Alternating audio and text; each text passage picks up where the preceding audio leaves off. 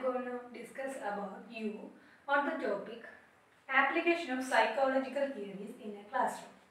അതായത് ഇന്ന് നമ്മൾ പഠിക്കാൻ പോകുന്നത് ഒരു ക്ലാസ് കൊണ്ട് നമുക്ക് എന്തെല്ലാം സൈക്കോളജിയുടെ തിയറികൾ എങ്ങനെയൊക്കെ ഉപയോഗിക്കാം. അപ്പോൾ നമ്മൾ ഫസ്റ്റ് സെമ്മിൽ സെക്കൻഡ് സെമ്മിൽ കുറേ പഠിച്ചു, സൈക്കോളജിക്കൽ തിയറീസിനെ കുറിച്ച് നമ്മൾ പഠിച്ചു. അതായത് പിയാഷയുടെ പഠിച്ചു, എറിക്സന്റെ നമ്മൾ ഈ ഓരോ കാലഘട്ടങ്ങൾ പഠിച്ചു, വൈഗോട്സ്കിയുടെ പഠിച്ചു, അങ്ങനെ കുറേ സൈക്കോളജിസ്റ്റന്മാരെ നമ്മൾ പഠിച്ചു. നമ്മൾ അവരുടെ എല്ലാം തിയറികളാണ് പഠിച്ചത്. അപ്പം നമ്മളിപ്പോൾ ഏത് കാര്യമാണേലും ഇപ്പം നമ്മുടെ കയ്യിൽ മാത്സ് പഠിക്കുവാനിരിക്കട്ടെ, അപ്പം നമുക്ക് 4+3 നമ്മളൊരു കൊച്ചുകുട്ടിയെ പഠിപ്പിച്ചു കൊടുക്കുകയാണ്. 4+3 എന്ന് പറയുന്നത് 7 മോനെ, അല്ലെങ്കിൽ ഇത്രയാണ് നമ്മൾ പറയുക. അപ്പം അത് എപ്പോഴാണ് ആപ്ലിക്കേഷനിൽ വരുന്നത്? ആ കുട്ടി ഒരു കടയിൽ ചെല്ലുന്നു. അപ്പം അവൻ്റെ അടുത്ത് പറയാം അവളെ, അപ്പം പറയും അവനിങ്ങനെ നോക്കും, 4 3 അമ്മ എൻ്റെ അടുത്ത് 3 എത്ര മുട്ടയാണ് കൊണ്ടുവരാൻ പറഞ്ഞ് 7 ഇത് 4 ഇത് 3 അപ്പം 7. അപ്പോൾ നമ്മൾ പഠിച്ച കാര്യങ്ങൾ എന്ത് ചെയ്യാൻ അപ്ലൈ ചെയ്യും. അതുപോലെ എങ്ങനെയാണ് ഈ നമ്മൾ പഠിച്ച സൈക്കോളജി നമുക്ക് ഉപയോഗിക്കാൻ പറ്റുന്നത്. അതായത് നമ്മൾ പഠിച്ച ആപ്ലിക്കേഷൻസ് ഓഫ് സൈക്കോളജിക്കൽ തിയറീസ് ആണ് നമ്മളിത് പഠിക്കുന്നത്. അപ്പം നമ്മൾ ആരുടെയൊക്കെയാണ് സൈക്കോളജിക്കൽ തിയറീസാണ് പഠിക്കാൻ പോകുന്നതെന്ന് വെച്ചാൽ 3 ആൾക്കാരുടെ കാര്യങ്ങളാണ് എൻ്റെ ക്ലാസ്സിൽ ഞാൻ പറയാൻ പോകുന്നത്. ആദ്യത്തെ ആളെന്ന് പറയുന്നത് വൈഗോട്സ്കി, സെക്കൻഡ് ആളിൻ്റെ പേരാണ് ഓസ്ബർഗ്, ആൻഡ് തേർഡ് പേഴ്സന്റെ പേരാണ് ഗാർഡനർ. നമുക്ക് ഇവരെല്ലാം ഫെമിലിയർ ആയിട്ടുള്ള സൈക്കോളജിസ്റ്റുമാരെ, കാരണം നമ്മൾ ഇവരെല്ലാം പഠിച്ചത്. അപ്പോൾ നമ്മൾ ഇനിയിപ്പം ഇവിടെ പ്രത്യേകമായിട്ട് ചെയ്യാൻ പോകുന്നതെന്ന് പറഞ്ഞാൽ ഇവരെ നമ്മൾ എന്താണ് എടുത്തൊന്നും, അതായത് നമ്മൾ കാരണം സെക്കൻഡ് സെമ്മിൽ നമുക്ക് പഠിച്ചെങ്കിൽ നമുക്കത് തറ കാണണമെന്നില്ല, കാരണം കുറേ കാര്യങ്ങൾ നമ്മൾ പഠിക്കുന്നുണ്ട്, നമുക്കത് തറ കാണുന്നില്ല. അപ്പോൾ നമ്മൾ ഈ തറ ആയെങ്കിൽ മാത്രമേ നമുക്കത് കുട്ടികളിലോട് പഠിപ്പിക്കുമ്പോൾ നന്നായിട്ട് കുട്ടികൾക്ക് മനസ്സിലാകത്തുള്ളൂ. അപ്പോൾ അതിന് വേണ്ടിയിട്ടാണ് നമ്മുടെ സിലബസ് അല്ലെങ്കിൽ തന്നെ പ്രത്യേകമായിട്ട് അവർ പറഞ്ഞിരിക്കുന്നത് എങ്ങനെ നമുക്ക് കുട്ടികളുടെ മനഃശാസ്ത്രം അറിയാം, അല്ലെങ്കിൽ കുട്ടികളെ ഏത് രീതിയിൽ പഠിച്ചാൽ ഒരിച്ചിരി പഠിക്കാൻ പാടായിട്ടുള്ള കുട്ടിക്കും നന്നായിട്ട് പഠിക്കാനുള്ള ഇതിന് വേണ്ടിയിട്ടാണ് തിയറീസ് എടുത്തത്. അപ്പം നമ്മൾ പറഞ്ഞത് 3 പേരുടെ കാര്യമാണ് ഇവിടെ ഞാൻ ഡിസ്കസ് ചെയ്യാൻ പോകുന്നത്. ആദ്യമായിട്ട് ഡിസ്കസ് ചെയ്യാൻ പോകുന്ന ആളുടെ പേരാണ് വൈഗോട്സ്കി.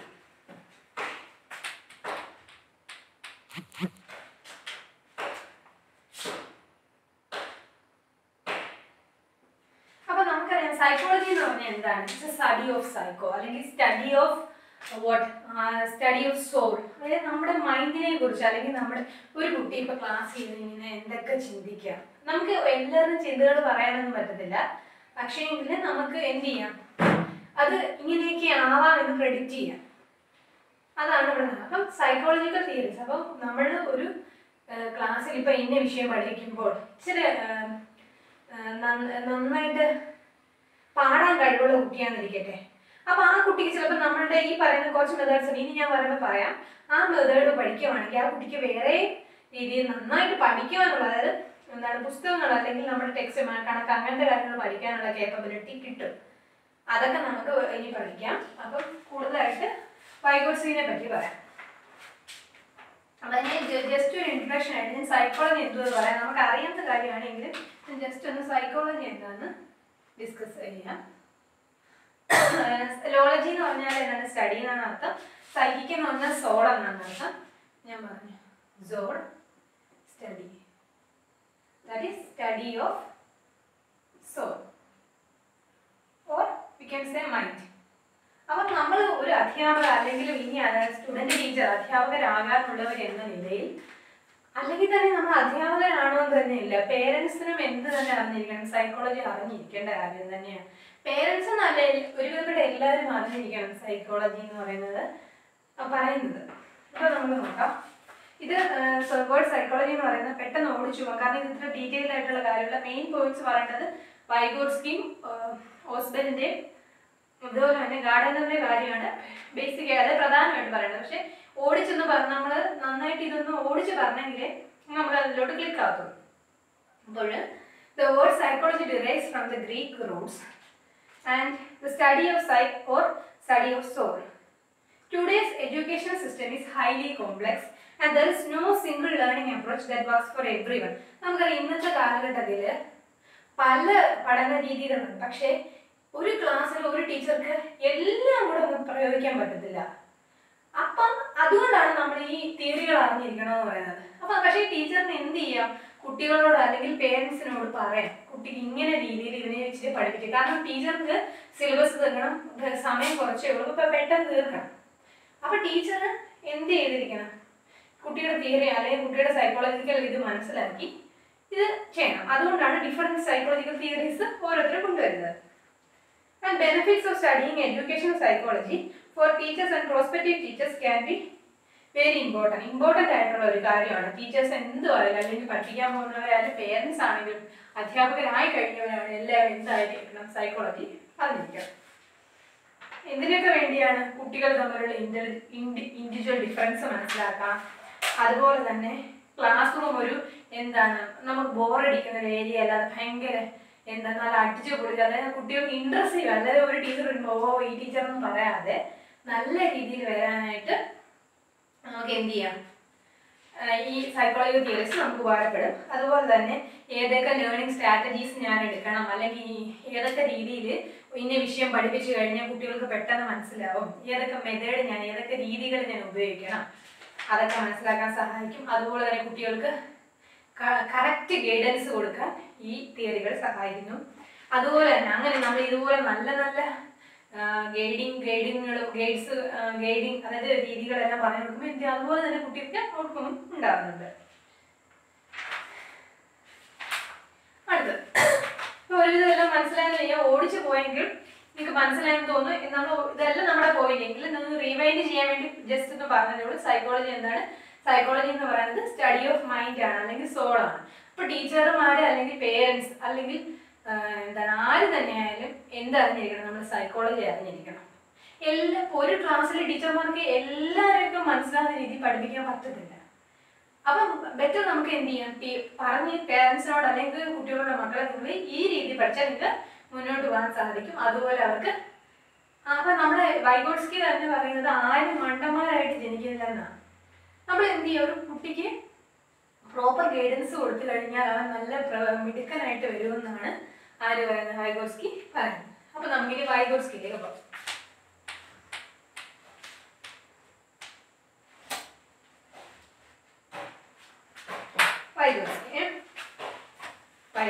വൈഗോട്സ്കിയുടെ ഫുൾ നെയിം എന്ന് പറയുന്നത്, ഇതൊന്നും നമുക്ക് വലിയ ആവശ്യമുള്ള കാര്യമൊന്നും അല്ല എങ്കിലും, ലെവ് സെമിനോവിച്ച്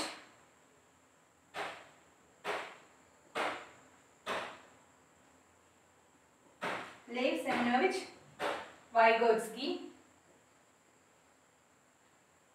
എന്നാണ് അദ്ദേഹത്തിന്റെ ഫുൾ നെയിം. ഇപ്പൊ എന്റെ പേര് രേഷ്മാസ് ലൂക്കോസ് എന്നല്ലേ, അതുപോലെ ഇദ്ദേഹത്തിന് നമ്മൾ വൈഗോട്സ്കി എന്ന് വിളിക്കുന്നെങ്കിലും അദ്ദേഹത്തിന്റെ പൂർണ്ണ നാമം ലെവ് സെമിനോവിച്ച് വൈഗോട്സ്കി എന്നാണ്. അദ്ദേഹം റഷ്യയിലാണ് ജനിച്ചത്. 1896 റഷ്യയിലാണ് അദ്ദേഹം ജനിച്ചത്.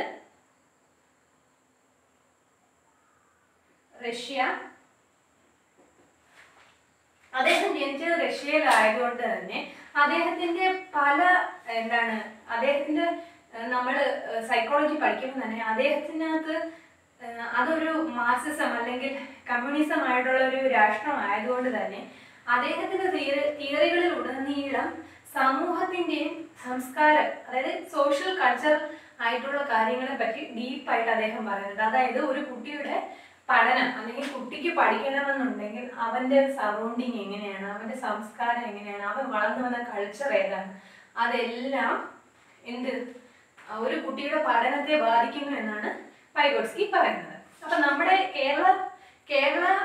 കേരളത്തിന്റെ വിദ്യാഭ്യാസ സിസ്റ്റം ഏതിനെയാണ് ഫോളോ ചെയ്യുന്നത്? കൂടുതലും ഈ വൈഗോട്സ്കിയുടെ തിയറിയാണ് അദ്ദേഹം ഫോളോ ചെയ്യുന്നത്, നമ്മുടെ കേരളം ഫോളോ ചെയ്യുന്നത്. അപ്പൊ അദ്ദേഹം പറഞ്ഞിരിക്കുന്നത് അദ്ദേഹം ഒരു ചൈൽഡ് സൈക്കോളജിസ്റ്റ് ആണ്.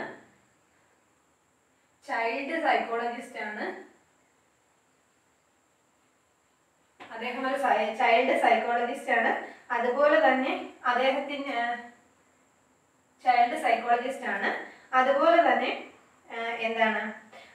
because of the reason Vygotsky was born in a socialist sovereign masses country, his thoughts were very atheistic and he believed in cultural historical development. അതായത് അദ്ദേഹത്തിന്റെ തിയറീസ് ഞാൻ പറയാൻ പോകുന്നത് അദ്ദേഹത്തിന്റെ തിയറീസ് എന്ന് പറയുന്നത് നമ്പർ 1 കൾച്ചറൽ സോഷ്യൽ ഡെവലപ്മെന്റ്. ഇതൊന്നും സത്യത്തിൽ നമ്മളിപ്പോഴേ പരീക്ഷയ്ക്ക് നമ്മൾ ഇതൊന്നും എഴുതണമെന്നൊന്നുമില്ല. പക്ഷെ എങ്കിൽ ഞാനിപ്പം നമ്മൾ പറയുമ്പം മനസ്സിലാവണമെങ്കിൽ ഇതെല്ലാം പറയണം. അതുകൊണ്ടാണ് ഞാൻ ഇതൊക്കെ പറയുന്നത്. അപ്പൊ നമുക്കിത് വേണമെങ്കിൽ ഇപ്പം എഴുതണമെന്നൊന്നുമില്ല. നമ്മളത് ക്വസ്റ്റ്യൻ ഇതാണ്, എന്താണ് application of psychological theories in class room. ഒരു ക്ലാസ് റൂമിൽ നമുക്ക് സൈക്കോളജിക്കൽ തിയറിനെ എങ്ങനെയാണ് ഉപയോഗിക്കുന്നത്. അപ്പൊ നമുക്ക് ഇതൊക്കെ ഒന്ന് അറിഞ്ഞു വെക്കുകയാണെങ്കിൽ നമുക്ക് കാര്യങ്ങൾ മനസ്സിലാവും എന്നുള്ളതാണ് കാരണം. ഇനി അടുത്തത് അദ്ദേഹം അപ്പൊ ഈ കൾച്ചറൽ സോഷ്യൽ ഡെവലപ്മെന്റ് അദ്ദേഹം പ്രധാനമായിട്ട് പറയുന്നത് എന്താണെന്ന് വെച്ചാൽ ഇതാണ്, ഒരു കുട്ടിയുടെ പഠനത്തില് സംസ്കാരം അല്ലെങ്കിൽ അവന്റെ കൾച്ചർ, അവന്റെ സമൂഹം അവനെ നന്നായിട്ട് ബാധിക്കുന്നുണ്ട്. ഇപ്പൊ നമ്മൾ പറയാം, ഇപ്പൊ ഒരു വീട്ടിൽ ഭയങ്കര അടിമഴപ്പ് വന്നിരിക്കട്ടെ, പക്ഷെ എന്ന് പറഞ്ഞ് ചില കുട്ടികൾ നന്നായിട്ട് പഠിക്കും, പക്ഷെ ചില കുട്ടികൾ എന്ത് ചെയ്യത്തില്ല, പഠിക്കും. അവർക്ക് അത് മെന്റലി അതൊരു പ്രശ്നമായിട്ട് മാനസിക വിഷമം ഉണ്ടാക്കും. എന്ന് പറഞ്ഞ് എല്ലാവരും അങ്ങനെ ആവണമെന്നില്ല. പക്ഷെ നമ്മള് മോറോവർ അദ്ദേഹം പറയുകയാണ് സംസ്കാരവും അതുപോലെ സാമൂഹികമായിട്ടുള്ള കാര്യങ്ങൾ കുട്ടിയുടെ ഡെവലപ്മെന്റില് പഠനത്തില് എന്ത് ചെയ്യുന്നുണ്ട്, പങ്കുണ്ട്. ഇനി നെക്സ്റ്റ് അദ്ദേഹം പറഞ്ഞ കാര്യം എന്ന് പറയുന്നതാണ്, നമുക്ക് പ്രധാനപ്പെട്ടത് നമ്മുടെ പഠനത്തിന് സോൺ ഓഫ് പ്രോക്സിമൽ ഡെവലപ്മെന്റ്. നമ്മൾ ഇതൊക്കെ പഠിച്ചാണ് സെക്കൻഡ് സെമ്മിലും ഫസ്റ്റ് സെമ്മിലും നമ്മളിത് കേട്ടിട്ടുണ്ട്. അതുകൊണ്ട് നിങ്ങൾക്കൊക്കെ കേൾക്കുമ്പോൾ ഓർമ്മ വരും. എന്നാലും ഞാൻ ഇതൊന്നുകൂടി പറയാം. സോൺ ഓഫ് പ്രോക്സിമൽ ഡെവലപ്മെന്റ് എന്താണെന്ന് വെച്ചാൽ അദ്ദേഹം പ്രധാനമായിട്ട് പറയും, അതാണ് ഞാൻ നേരത്തെ പറഞ്ഞത്, നമ്മുടെ കേരളത്തിലെ വിദ്യാഭ്യാസ രീതികളെല്ലാം ഇതിനെ ഫോളോ ചെയ്യുന്നെന്ന് പറയുന്ന കാര്യം ഇതാണ്. അതായത് ഒരു കുട്ടി, അപ്പം അതിന്റെ അദ്ദേഹം പറഞ്ഞ സെന്റൻസ് ഞാൻ പറയാം, വാട്ട് ഐ ക്യാൻ ഡു, അതായത് എനിക്ക് എന്ത് ചെയ്യാൻ പറ്റില്ല, what I can do, what I can do with a help, ഒരാളുടെ ഹെൽപ്പ് കൂടി ഞാൻ എനിക്ക് എന്ത് ചെയ്യാം, വാട്ട് ഐ ക്യാൻ ഡു, അല്ലോ എനിക്ക് ഒറ്റയ്ക്ക് എന്ത് ചെയ്യാൻ പറ്റും. അതായത് ഞാനൊരു പിക്ചർ വരയ്ക്കാം. ആദ്യത്തെ രീതി എന്ന് പറയുമ്പോൾ ഇപ്പം ഈ ഇതിലെന്ന് പറയുന്നത് കുട്ടിക്ക് അവനൊന്നും അറിഞ്ഞൂടാ, അവനൊന്നും ചെയ്യാൻ അവൻ അറിഞ്ഞൂടാ. ഈ പറയുന്ന കുട്ടിക്ക് അറിഞ്ഞൂടാത്ത കുട്ടിയാണ്. അതായത് ആദ്യത്തെ സമയം ഇവനൊന്നും അറിഞ്ഞൂടായിരുന്നു. അതായത് പഠിക്കുന്ന കാര്യങ്ങളൊന്നും കുട്ടിക്ക് എന്ത് ചെയ്യുന്നില്ല, മനസ്സിലാവുന്നില്ല എന്നിരിക്കട്ടെ, അത് ഞാൻ അങ്ങനത്തെ ഒരു കുട്ടിയാണെന്നുണ്ടെങ്കിൽ അപ്പൊ അറിഞ്ഞ ഈ ടീച്ചർ, അവിടെയാണ് നമ്മളുടെ ടീച്ചർമാരുടെ ആവശ്യം. ടീച്ചർമാരുടെ what I can do with the help of a teacher, അല്ലെങ്കിൽ ടീച്ചർ എന്നല്ല ഇവിടെ പറയുന്നത് MKO എന്നാണ്. അതായത് മോർ നോളജബിൾ അതർ. അത് ആരും ആയിക്കോട്ടെ, ടീച്ചർ ആവണമെന്നൊന്നുമില്ല, പേരന്റ് ആയാലും മതി, അല്ലെങ്കിൽ ചില അറിവുള്ള ആരായാലും മതി എന്ന് അദ്ദേഹം പറയുന്നത്. അതായത് ആദ്യത്തെ കേസ് എന്ന് പറഞ്ഞാൽ കുട്ടിക്ക് വാട്ട് ഐ കാൺ ഡു, അവന് സ്വന്തമായിട്ട് ചെയ്യാൻ പറ്റത്തില്ല.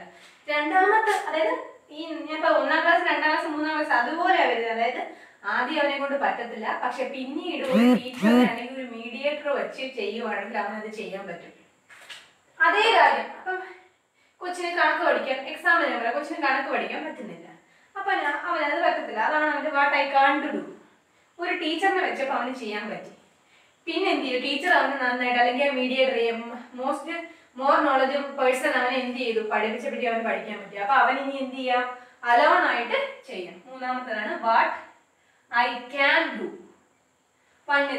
എനിക്ക് സ്വന്തമായിട്ട് എന്ത് ചെയ്യാം. അപ്പൊ അത് ഇദ്ദേഹം പ്രധാനമായിട്ട് പറയുന്നത് വെച്ചാൽ എല്ലാ കുട്ടികൾക്കും എന്ത് ചെയ്യാൻ പറ്റും, പഠിക്കാൻ പറ്റും. നിങ്ങൾ ആദ്യം ഒന്ന് ആ കുട്ടിക്ക് പറഞ്ഞു കൊടുത്താൽ മതി.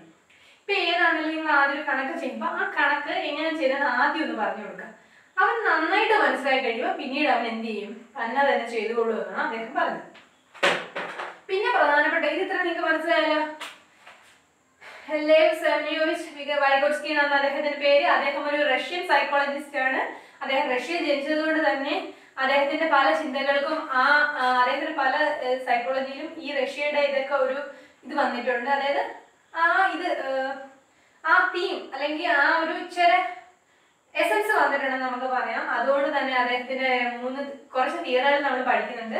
അതിനകത്ത് പറഞ്ഞാൽ കൾച്ചറൽ സോഷ്യൽ ഡെവലപ്മെന്റ്, അതായത് കുട്ടിയുടെ ഡെവലപ്മെന്റിന് കൾച്ചറൽ സംസ്കാരവും സമൂഹവും കുട്ടിയുടെ ഡെവലപ്മെന്റ് ബാധിക്കുന്നുണ്ട്. അതുപോലെ തന്നെ സോൺ ഓഫ് പ്രോക്സിമൽ ഡെവലപ്മെന്റ്, അതെന്താണ്, അതായത് ഒന്നും ചെയ്യാൻ പറ്റാത്ത കുട്ടിയെ കൊണ്ട് എന്ത് ചെയ്യാൻ, സ്വയം പര്യാപ്ത അല്ലെങ്കിൽ സ്വയമായി ചെയ്യാൻ എത്തിപ്പിക്കുന്ന ഒരു ഇത് ആണ് എന്ന് പറയുന്നത് സോൺ ഓഫ് പ്രോക്സിമൽ ഡെവലപ്മെന്റ്. ഇനി അടുത്തത് മൂന്നാമത്തെ കാര്യം എന്ന് പറഞ്ഞാല് അദ്ദേഹം പറയുന്നുണ്ട് ലാംഗ്വേജ്. അതായത് നമ്മളെപ്പോഴും കുട്ടിയെ പഠിപ്പിക്കുന്നത്, നമ്മൾ ഈ ചൈനയിലൊക്കെ കണ്ടിട്ടില്ല, ജാപ്പനീസുകാരൊക്കെ എന്താ ചെയ്യുന്നത്, അവരുടെ ഭാഷയിലാണ് പഠിപ്പിക്കുന്നത്. നമ്മൾ എന്താ ഇപ്പം ചെയ്യുന്നത്, നമ്മൾ ഇംഗ്ലീഷ് വായിച്ച് അത് തലയിലിട്ട് മലയാളം വായിച്ച് അത് തലയിലിട്ട് ഇംഗ്ലീഷ് ആക്കി നമ്മൾ ഇംഗ്ലീഷ് സംസാരിക്കാൻ പാടുപെടുന്നത് അതുകൊണ്ടല്ലേ നമ്മൾ മലയാളത്തിൽ ഇങ്ങനെ ആലോചിക്കും ഇംഗ്ലീഷ് ഇങ്ങനെ അതുപോലെ. പക്ഷേ വൈഗോട്സി പറഞ്ഞതാണ് ഒരു കുട്ടിയും പഠിക്കേണ്ടത് എങ്ങനെയാണ് അവന്റെ ഭാഷയിൽ തന്നെയാണ് പഠിക്കേണ്ടത്. അതായത് ലാംഗ്വേജിന് പ്രാധാന്യം കൊടുത്തിരുന്നു. അതുപോലെ തന്നെ കുട്ടിയുടെ ഇന്നർ സ്പീച്ച്, അതായത് കുട്ടി എന്ത് ചെയ്യണം, സ്വയം സംസാരിക്കണം. അതിന് പ്രാന്തല്ല, അതായത് ഒരു ഇന്നർ സ്പീച്ച് എന്ന് പറഞ്ഞിപ്പോ എന്താ നമ്മൾ മനസ്സിൽ ഇപ്പൊ 4+3 7 എന്നിങ്ങനെ മനസ്സിൽ പറയുക എന്ന് പറയത്തില്ലേ, അതാണ് ഇന്നർ സ്പീച്ച്. അപ്പൊ 4 കാര്യങ്ങൾ ഓർത്ത് വെച്ചിരിക്കുക. അപ്പൊ Vygotsky believed that both biological development and cultural experience influence a child's ability to think and learn. അതായത് അവനിൽ ഉണ്ടാവുന്ന ബയോളജിക്കലും അവന് ലഭിക്കുന്ന എക്സ്പീരിയൻസുകളും അവൻ എന്ത് ചെയ്യുന്നുണ്ട്, അവന്റെ എബിലിറ്റി ടു തിങ്ക്, ചിന്തിക്കാനുള്ള ശേഷിയും ലേൺ ചെയ്യാനുള്ള ശേഷിയും ബാധിക്കുന്നുണ്ട്. എന്ത്, അവന്റെ cultural എക്സ്പീരിയൻസുകൾ.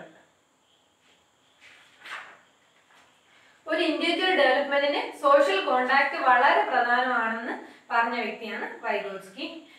Children should have many opportunities for social interaction to develop intellectually. ഞാൻ ഓടിച്ചൊന്ന് പോകാം, നിങ്ങളൊന്ന് ശ്രദ്ധിച്ചാൽ മതി. വൺ ഓഫ് ഹിസ് കോട്ട് എന്ന് പറയുന്നത്, what a child can do today with assistance she will be able to do by herself tomorrow. ഞാൻ അതാണ് പറഞ്ഞത്.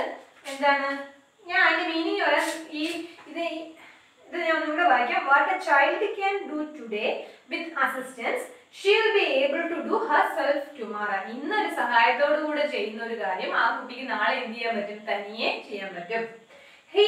അദ്ദേഹം വളരെ നേരത്തെ തന്നെ മരിച്ചു. അദ്ദേഹം ട്യൂബർകുലോസിസ് വന്നിട്ട് 37ാമത്തെ വയസ്സിലാണ് അദ്ദേഹം മരിക്കുന്നത്. അതുകൊണ്ട് തന്നെ അദ്ദേഹത്തിന്റെ പല തിയറീസും നമുക്ക് കറക്റ്റ് ആയിട്ട് കിട്ടാൻ പറ്റിയിട്ടില്ല. അതിൽ നിന്നൊക്കെ കുറെ കിട്ടിയിട്ടാണ് ഇതൊക്കെ എടുത്തത് നമ്മള്.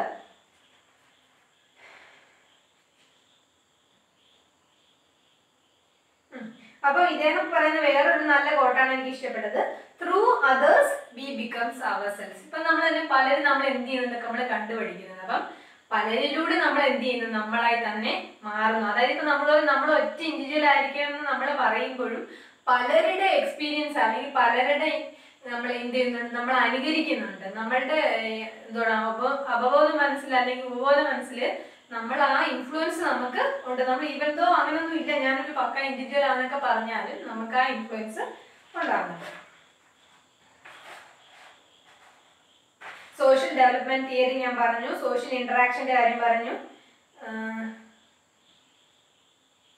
Zone of proximal development.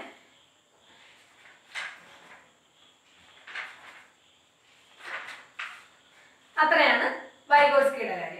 ഇനി അടുത്ത് നമുക്ക് പോകാൻ പോകുന്നത് നിങ്ങൾക്ക് മനസ്സിലാണെന്ന് ഞാൻ വിചാരിക്കുന്നു. Lev Vygotsky, Lev Semyonovich Vygotsky. Next topic എന്ന് പറയുന്നത് നമ്മുടെ അടുത്ത സൈക്കോളജിസ്റ്റ് ആണ് ഓസ്ബെൽ, ഡേവിഡ് പോൾ ഓസ്ബെൽ. നമുക്കെല്ലാം അറിയാം, ഓസ്ബെൽ നമ്മൾ കേട്ടിട്ടുണ്ട്, ഡേവിഡ് പോൾ ഓസ്ബെൽ.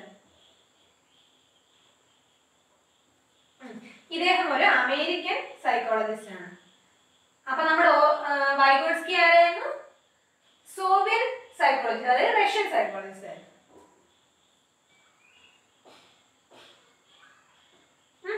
അദ്ദേഹം 1980-ലാണ് ജനിച്ചത്. അതുപോലെ തന്നെ 2000 ഡൈഡ് ചെയ്തു. 1918 ജനിക്കുകയും 2008 അദ്ദേഹം മരിച്ചു. ആര്, ഓസ്ബെല്. അദ്ദേഹം അമേരിക്കയിലാണ് ജനിച്ചത്, ന്യൂയോർക്ക്. അദ്ദേഹം ആദ്യം എന്ത് ചെയ്തെന്ന് അറിയാമോ, അദ്ദേഹം psychology, he took degree in psychology. അദ്ദേഹം സൈക്കോളജിയിൽ ഡിഗ്രി എടുക്കുകയും പിന്നീട് മെഡിക്കൽ ഫീൽഡിലും അദ്ദേഹം എന്ത് ചെയ്തു, ബിരുദം കരസ്ഥമാക്കുകയും ചെയ്തു. അതുകൊണ്ട് ആദ്യത്തെ സമയങ്ങളിലെല്ലാം അദ്ദേഹം എന്ത് ചെയ്തു, സ്കൂളുകളിൽ അല്ലെങ്കിൽ കോളേജസിലൊക്കെ പ്രൊഫസറായിട്ട് പഠിപ്പിക്കുകയും പിന്നീട് അത് റിട്ടയർ ചെയ്തിട്ട് അദ്ദേഹം സൈക്കാട്രിസ്റ്റ് ആയിട്ട് ഇരിക്കുകയൊക്കെ ചെയ്തായിരുന്നു. അദ്ദേഹത്തിന്റെ റിട്ടയർമെന്റ് ലൈഫിന് ശേഷം അദ്ദേഹം മെഡിസിൻ, അതായത് സൈക്കാട്രിക് ഫീൽഡും കൂടെ നോക്കി. ആൻഡ് അദ്ദേഹത്തിന്റെ വർക്ക് അദ്ദേഹം കൂടുതൽ എന്താണ് ജീൻ പിയാഷെയില്ലേ നമ്മൾ പഠിച്ചിട്ടുള്ളത്, ജീൻ പിയാഷെന്റെ എന്ത് ചെയ്തു ഇൻഫ്ലുവൻസ് ചെയ്തിട്ടുണ്ട്. അദ്ദേഹത്തിന്റെ വർക്കിൽ അദ്ദേഹത്തിന് ജീൻ പിയാഷെയുടെ ഇൻഫ്ലുവൻസസ് ഉണ്ടായിട്ടുണ്ട്. അദ്ദേഹത്തിന് തോണ്ടേക്ക് അവാർഡ് കിട്ടിയിട്ടുണ്ട്. In the book for the book ഏതാണ് distinguished psychological contributions to education. Distinguished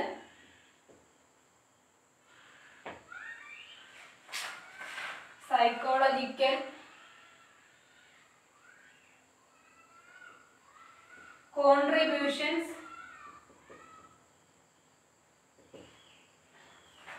to education.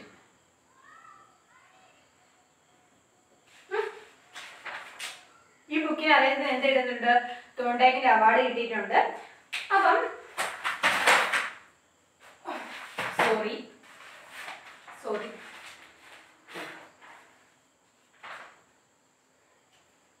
അദ്ദേഹം എന്ത് ചെയ്തു. അപ്പൊ ഇത്രയും ഞാൻ ഈ നോട്ട് നോക്കി എന്താന്ന് വെച്ചാൽ ഈ കുറെ കാണാതെ പഠിക്കാനുള്ള സാധനങ്ങളായിരുന്നു. അത് ഞാൻ അത്ര പറയാം, കാണാതെ പഠിച്ചില്ല. അതുകൊണ്ട് അപ്പൊ ഞാൻ ഇച്ചിരി ഡിസ്കസ് ചെയ്ത് പറയാം. അതായത് ഓസ്ബെൽ. അപ്പൊ ഞാൻ പറഞ്ഞു നമ്മൾ വൈഗോട്സ്കിയുടെ കാര്യം പറഞ്ഞു. അതുപോലെ തന്നെയുള്ള ഒരു സൈക്കോളജിസ്റ്റ് ആണ് ആര് ഓസ്ബെൽ. അദ്ദേഹം ഒരു അമേരിക്കൻ സയന്റിസ്റ്റ് ആണ്. അദ്ദേഹം 1918 ജനിക്കുകയും 2008 മരിക്കുകയും ചെയ്തു. അദ്ദേഹത്തിന്റെ തിയറികളിലുടനീളം പിയാഷെയുടെ ഇൻഫ്ലുവൻസ് അദ്ദേഹത്തിന് ഉണ്ടായിട്ടുണ്ടായിരുന്നു. അദ്ദേഹത്തിന് തോണ്ടേക്കിന്റെ അവാർഡ് കിട്ടിയിട്ടുണ്ട്. ഏത് ബുക്കിന്റെ ആണ് distinguished psychological contributions to education. എഡ്യൂക്കേഷന് വേണ്ടിയിട്ട് അദ്ദേഹത്തിന്റെ കോൺട്രിബ്യൂഷൻ ഉള്ള എന്നുള്ള ആ ഒരു ബുക്കിനാണ് അദ്ദേഹത്തിന് എന്ത് കിട്ടിയത്, തോണ്ടേക്കിന്റെ അവാർഡ് കിട്ടിയത്. ഇനി നമുക്ക് മെയിൻ ആയിട്ടുള്ള കാര്യം പറയാം. അപ്പൊ ഓസ്ബെൽ നമ്മൾ പറഞ്ഞു. അപ്പം നമ്മൾ വൈഗോട്സ്കിയുടെ കാര്യം പറഞ്ഞപ്പോൾ നമ്മൾ എന്ത് പറഞ്ഞു, വൈഗോട്സ്കി സമൂഹം കുട്ടിയെ ബന്ധപ്പെടുന്നു, അതായത് സമൂഹം കുട്ടിയുടെ പഠനത്തെ ബാധിക്കുന്നു, അവന്റെ ലാംഗ്വേജ് ബാധിക്കുന്നു എന്ന് പറഞ്ഞു, അവന് ഇന്നർ സ്പീച്ച് വേണമെന്ന് പറഞ്ഞു. അപ്പൊ വൈഗോട്സ്കി പറഞ്ഞതൊക്കെയാണ്. ഇനി ഓസ്ബെൽ എന്താണ് പറയുന്നത് നമുക്ക് നോക്കാം. അപ്പം പലരും എന്ത് ചെയ്യും, ഓസ്ബെൽ പറഞ്ഞെന്ന് പറഞ്ഞാല് വെർബൽ ലേണിംഗ് ആണ് നല്ലത്, അതായത് reading and writing. He gave more preference to verbal learning than discovery. അതായത് ഡിസ്കവറി നടത്തുന്ന ഡിസ്കവറി. അതായത് ഇപ്പം ഈ കൊച്ചു കുട്ടികൾക്കൊക്കെ ഇപ്പൊ നമ്മൾ പൊടിപ്പിള്ളേരില്ല, ഈ പൊടിപ്പിള്ളേർക്കൊക്കെ നമ്മൾ ഈ ഡിസ്കവറി മെത്തേഡ് നടന്നുകൊണ്ടിരിക്കുന്നതിനേക്കാളും നല്ലത് കുട്ടികൾ വെർബൽ ലേണിംഗ്. വെർബൽ ലേണിംഗ് എന്ന് പറഞ്ഞു കഴിഞ്ഞാൽ verbal learning means reading and writing. അതാണ് വെർബൽ ലേണിംഗ്. അതായത് നമ്മൾ എന്ത് ചെയ്യും, ഒരു കാര്യം വായിക്കുക, അതിനെ കൊണ്ട് പഠിപ്പിക്കുക, അത് എഴുതിപ്പിക്കുക, അപ്പൊ തറവാകും. അപ്പൊ അദ്ദേഹം പറഞ്ഞ കാര്യമാണ് അതായത് ഓസ്ബെൽ കൊണ്ടുവന്നിട്ടുള്ള ഒരു ഇതാണ് മെയിൻ തീം എന്ന് പറയുന്നത് അഡ്വാൻസ് ഓർഗനൈസർ എന്ന് പറയും. അഡ്വാൻസ് ഓർഗനൈസർ അത് നമ്മൾ ഓർത്ത് വെക്കണം. ഓരോരുത്തരുടെ ഇത് വരുമ്പോൾ ഓരോന്നാണ്. അതായത് നമ്മൾ zone of proximal development, cultural history development, inner speech വേണം, ലാംഗ്വേജ് എന്നൊക്കെ പറഞ്ഞില്ലേ, അതുപോലെ നമ്മുടെ ഓസ്ബെൽ കൊണ്ടുവന്നതാണ് എന്ത് അഡ്വാൻസ് ഓർഗനൈസർ. കേട്ടോ, ഈ അഡ്വാൻസ് ഓർഗനൈസർ എന്താന്ന് വെച്ചാല്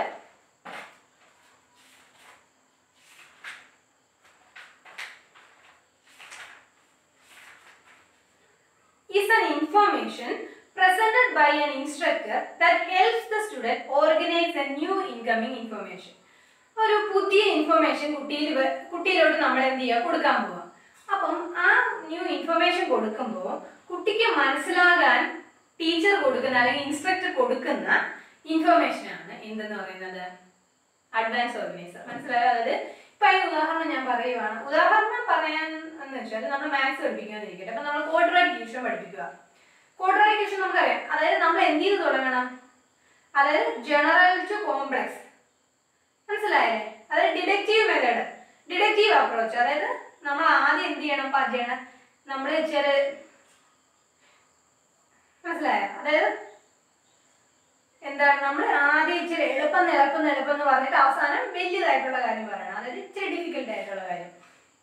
ഇതിപ്പോ അഡ്വൈസ് ഓർഗനൈസർ എന്ന് പറഞ്ഞാല് നമുക്ക് കുട്ടിയിലൊരു പുതിയ ഇപ്പം ഞാൻ കോട്ടറിക്കേഷൻ എന്ന് പറഞ്ഞു.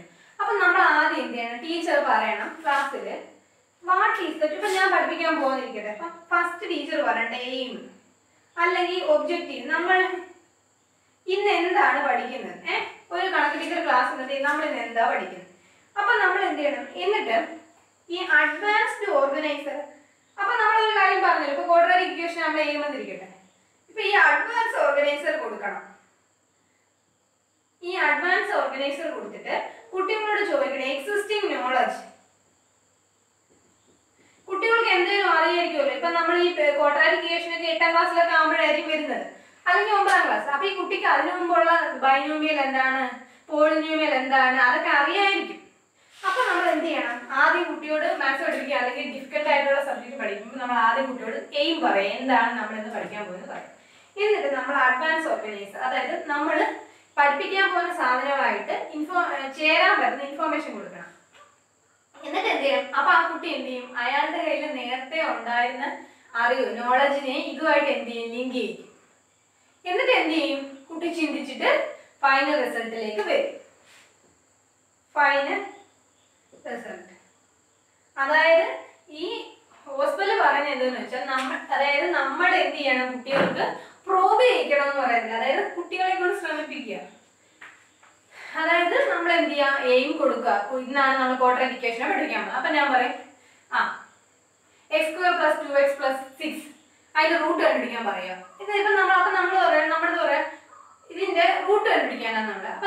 അപ്പൊ എന്ത് ചെയ്യണം, അതിന്റെ ഇപ്പം ക്വാഡ്രാറ്റിക് ഇക്വേഷൻ അല്ലേ, അപ്പൊ നമ്മൾ എന്ത് ചെയ്യണം, കുറച്ചും കൂടെ ലോവർ ഓർഡർ ഉള്ള എടുക്കണം. x + എന്താണ് 3, അതാണ് ലീനിയർ ആണ്, മനസ്സിലായോ? അതായത് മറ്റേത് എന്താണ്, അതുപോലെ. അപ്പൊ നമ്മൾ എന്ത് ചെയ്യാം, എയിം കൊടുക്കുക, എന്നിട്ട് അഡ്വാൻസ് ഓർഗനൈസർ, അതായത് നമ്മൾ ഈ സാധനം കൊടുത്തെങ്കിലേ ആ കുട്ടികൾക്ക് എന്ത് ചെയ്യാൻ പറ്റൂ, അയാളുടെ നേരത്തെ ഉണ്ടായിരുന്ന നോളജിനകത്തോട്ട് ഇത് ആഡപ്പ് ചെയ്യാൻ പറ്റൂ. ആ സാധനമാണ് അഡ്വാൻസ് ഓർഗനൈസർ. അഡ്വാൻസ് ഓർഗനൈസർ കൊടുക്കുക, കുട്ടി എന്ത് ചെയ്യുന്നു, ആ അഡ്വാൻസ് ഓർഗനൈസറുമായിട്ട് അയാളിൽ ഉണ്ടായിരുന്ന നേരത്തെ നോളജ് എന്ത് ചെയ്യുന്നു, മിക്സ് ചെയ്യുന്നു. ആൻഡ് അപ്പൊ എന്ത് ചെയ്യും, ഫൈനൽ ഇതായിട്ട് എന്ത് ചെയ്യും, നമുക്ക് ആ ആൻസർ കിട്ടും. അപ്പൊ നമ്മൾക്ക് ഇനി ഉറപ്പ് വരുത്തണം, നമ്മള് ടീച്ചർ എന്ത് ചെയ്യണം, അല്ലെങ്കിൽ ആ ആൾ ഉറപ്പ് വരുത്തണം കുട്ടിക്ക് മനസ്സിലായത്. എങ്ങനെ നമ്മൾ കുട്ടികളെ കൊണ്ട് സമ്മറൈസ് ചെയ്യിക്കുക, ക്വസ്റ്റ്യനുകൾ ചോദിക്കുക, കുട്ടിയുടെ റെസ്പോൺസ് എങ്ങനെയാണെന്ന് നോക്കുക. അങ്ങനെയൊക്കെ നമുക്ക് എന്ത് ചെയ്യാൻ പറ്റും, കുട്ടികൾക്ക് കാര്യം മനസ്സിലായെന്ന് നോക്കാൻ പറ്റും. അപ്പൊ ഹോസ്പിറ്റലിന്റെ അത് പ്രധാനമായിട്ട് അദ്ദേഹം പറയുന്ന കാര്യം എന്ന് പറയുന്നത് അഡ്വാൻസ് ഓർഗനൈസറിനാണ്. എയിം ഉണ്ടായിരിക്കണം, എയിമിനകത്തേക്ക് ഈ അഡ്വാൻസ് ഓർഗനൈസർ കൊടുക്കണം. കൊടുത്തു കഴിയുമ്പോഴത്തേക്ക് കുട്ടികൾ എന്ത് ചെയ്യും, കുട്ടികളുടെ ഉണ്ടായിരുന്ന പ്രീവിയസ് നോളജ് വെച്ച് ഇതിനെ ആഡപ്പ് ചെയ്ത് അവസാനം ഫൈനൽ റിസൾട്ടിലേക്ക് എത്തണം എന്നാണ് അദ്ദേഹം പറഞ്ഞത്. പ്രധാനമായിട്ട് അദ്ദേഹം പറഞ്ഞത് വെർബൽ ലേണിംഗ് ആണ്, റീഡിങ് ആൻഡ് റൈറ്റിംഗ് ആണ് ഡിസ്കവറിയേക്കാളും നല്ലതെന്നാണ് അദ്ദേഹം പറഞ്ഞത്. അദ്ദേഹം പറയുന്നുണ്ട് പ്രായം, അതായത് 11-10 വയസ്സുള്ള കുട്ടികൾക്കാണ് വെർബൽ ലേണിംഗ് ആയിരിക്കും ഡിസ്കവറി ലേണിംഗിനേക്കാളും നല്ലതെന്നാണ് അദ്ദേഹം പറയുന്നത്. അതായത് 5-6 ക്ലാസ്സുകളിലുള്ള ക്ലാസ്സുകൾ. അപ്പൊ ഞാൻ ജസ്റ്റ് ഒന്ന് ബ്രീഫ് ആയിട്ടൊന്ന് റീഡ് ചെയ്യാം. അദ്ദേഹം ഞാൻ പറഞ്ഞു 4 ബുക്കുകൾ എഴുതിയായിരുന്നു. ഇതൊക്കെ ഒന്ന് അറിഞ്ഞിരുന്നാൽ മതി, നിങ്ങൾ നോക്കുമ്പോൾ നിങ്ങൾക്ക് ഒന്ന് ഓർമ്മ കിട്ടാൻ വേണ്ടി മാത്രമേ ഉള്ളൂ. He emphasized the importance of verbal learning or language related learning, which he considered to be very effective for the pupils of age 11 or 12 and above. 11 and 12 and above ഇതായിരിക്കും നല്ലതാണ് അദ്ദേഹം പറഞ്ഞത്. People gradually learn to associate new knowledge with existing concepts in their mental structures. ഞാൻ പറഞ്ഞ കാര്യം, അതായത് അവരെന്ത് ചെയ്യുന്നു, അവരുടെ പ്രീവിയസ് നോളജിനകത്തോണ്ട് ന്യൂ നോളജ് എന്ത് ചെയ്യുന്നു, ഇടയ്ക്ക് ചേർക്കുക അല്ലെങ്കിൽ അസോസിയേറ്റ് ചെയ്യുന്നു. എന്നിട്ട് to ensure meaningful teaching, meaningful ആയോ ടീച്ചിങ് എന്ന് നടത്താൻ വേണ്ടി, മീനിങ്ഫുൾ ആയോ ടീച്ചിങ് എന്ന് അറിയാൻ വേണ്ടി നമ്മൾ എന്ത് ചെയ്യണം, ക്വസ്റ്റ്യൻസ് എല്ലാം ചോദിക്കണം. പിന്നെ അദ്ദേഹം ഏറ്റവും വെറുക്കുന്ന വേറൊരു കാര്യമാണ് റോഡ് മെമ്മറൈസിങ്, അതായത് കാണാതെ പഠിത്തം. അദ്ദേഹത്തിന് കണ്ടുകൂടാത്ത കാര്യമാണ് റോഡ് മെമ്മറൈസിങ്. അദ്ദേഹം പറയുന്നത് ഒരിക്കലും കാണാതെ പഠിത്തം എന്തല്ല, നമ്മൾ പലപ്പോഴും സ്കൂളുകളിൽ ഞാൻ ചെയ്തിട്ടുണ്ട്, ബാക്കിയുള്ളവരെ ഇരിക്കുന്നുണ്ട് കാണാതെ പഠിത്തം. കുഞ്ഞുനാളല്ലേ, വലുതായപ്പോഴല്ലേ. അപ്പൊ കാണാതെ പഠിത്തം ഒരിക്കലും ചെയ്യരുത്, മീനിങ് ഫുൾ ലേണിംഗ് ആണ് ചെയ്യേണ്ടത് എന്നാണ് വെട്ടണം കേട്ടോ, അത് ചെയ്യണമെന്നല്ല. മീനിങ് ഫുൾ ലേണിംഗ് ആണ് വേണ്ടതെന്നാണ് അദ്ദേഹം പറഞ്ഞത്.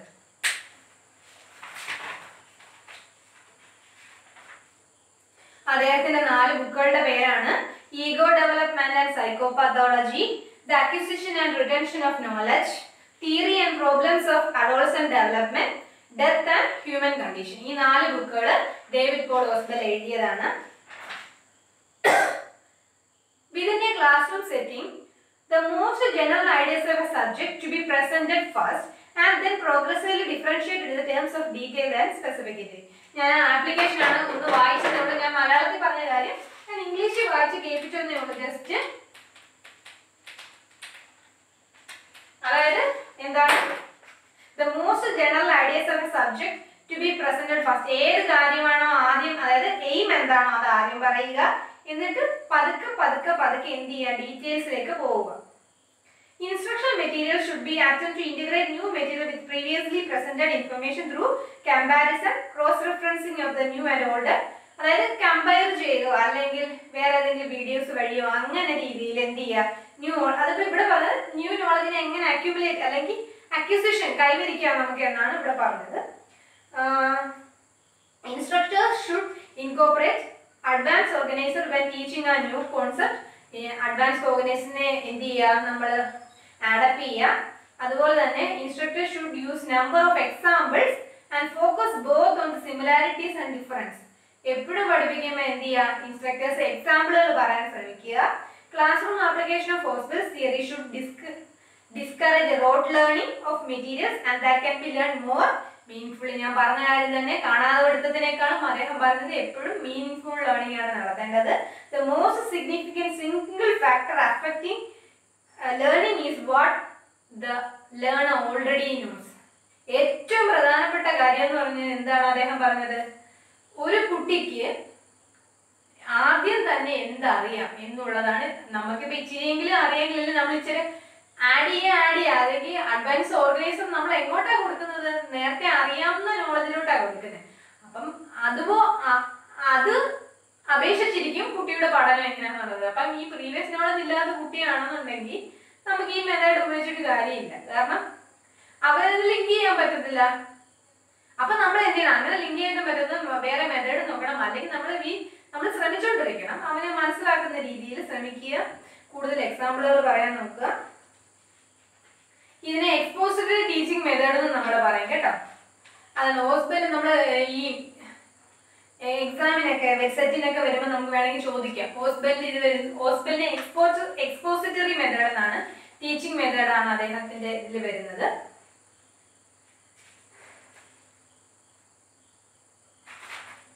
ഓക്കെ, മനസ്സിലായെന്ന് ഞാൻ വിചാരിക്കുന്നു. അപ്പൊ നമ്മുടെ വൈഗോട്സ്കി കഴിഞ്ഞു, ഓസ്ബെൽ കഴിഞ്ഞു. ഓസ്ബെലിന്റെ പ്രത്യേകത എന്താണ്, അദ്ദേഹം ഒരു അമേരിക്കൻ സൈക്കോളജിസ്റ്റ് ആണ്.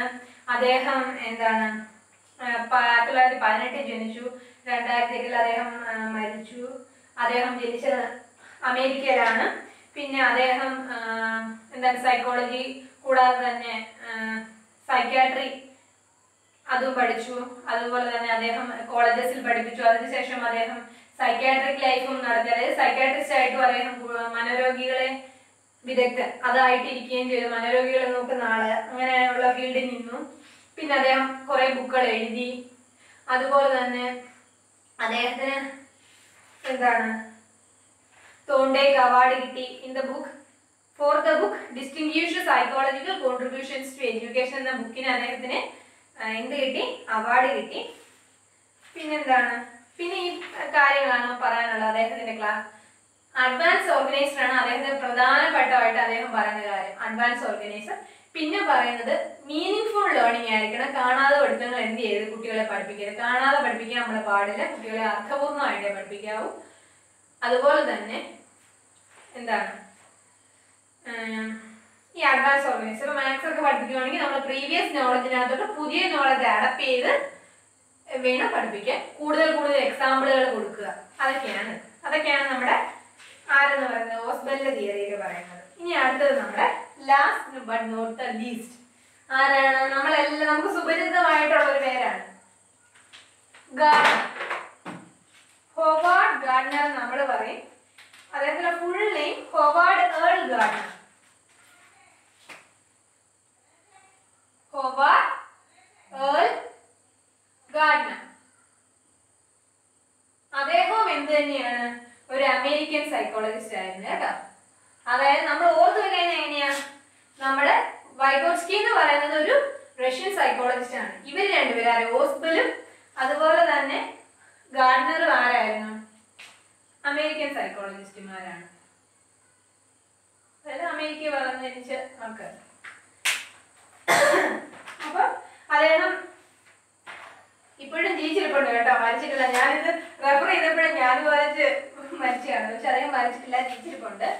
അദ്ദേഹം ജൂലൈ 11, 1943 പെനിസ്വാലിയിലാണ് ജനിച്ചത്. അദ്ദേഹം ഒരു അമേരിക്കൻ അമേരിക്കൻ ഡെവലപ്മെന്റ് സൈക്കോളജിസ്റ്റ് ആണ്. അദ്ദേഹം ഇപ്പൊ ആരാന്ന് വെച്ച് കഴിഞ്ഞാൽ സീനിയർ ഡയറക്ടർ ഓഫ് ഹാർവാർഡ് യൂണിവേഴ്സിറ്റിയിലെ പ്രൊജക്ട് സീറോയുടെ സീനിയർ ഡയറക്ടറാണ് അദ്ദേഹം. അദ്ദേഹം ഫേമസ് ആയിട്ടുള്ളത് എന്താണ്, അദ്ദേഹം ഫേമസ് ആയതാണ് നമ്മളെല്ലാം നമുക്കത് ഓർമ്മയുണ്ട്. ബാക്കി ഈ വൈഗോട്സ്കിയുടെ നമുക്ക് ലാംഗ്വേജ് ചെയ്ത് വെച്ചിട്ട് നമുക്ക് കഴിഞ്ഞ വർഷത്തെ ഓർമ്മയാണ്.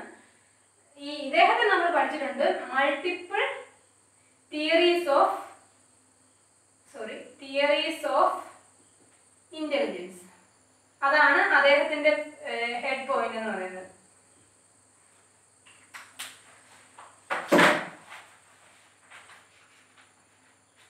മൾട്ടിപ്പിൾ ഇന്റലിജൻസ് കേട്ടോ. അത് വന്നത് 1983 നമുക്ക് വേൾഡ് കപ്പ് കിട്ടിയത് അപ്പോഴാണ് എൻ്റെ ഒരു വിശ്വാസം. അന്നാണ് അദ്ദേഹം ഈ തിയറി കൊണ്ടുവരുന്നത്.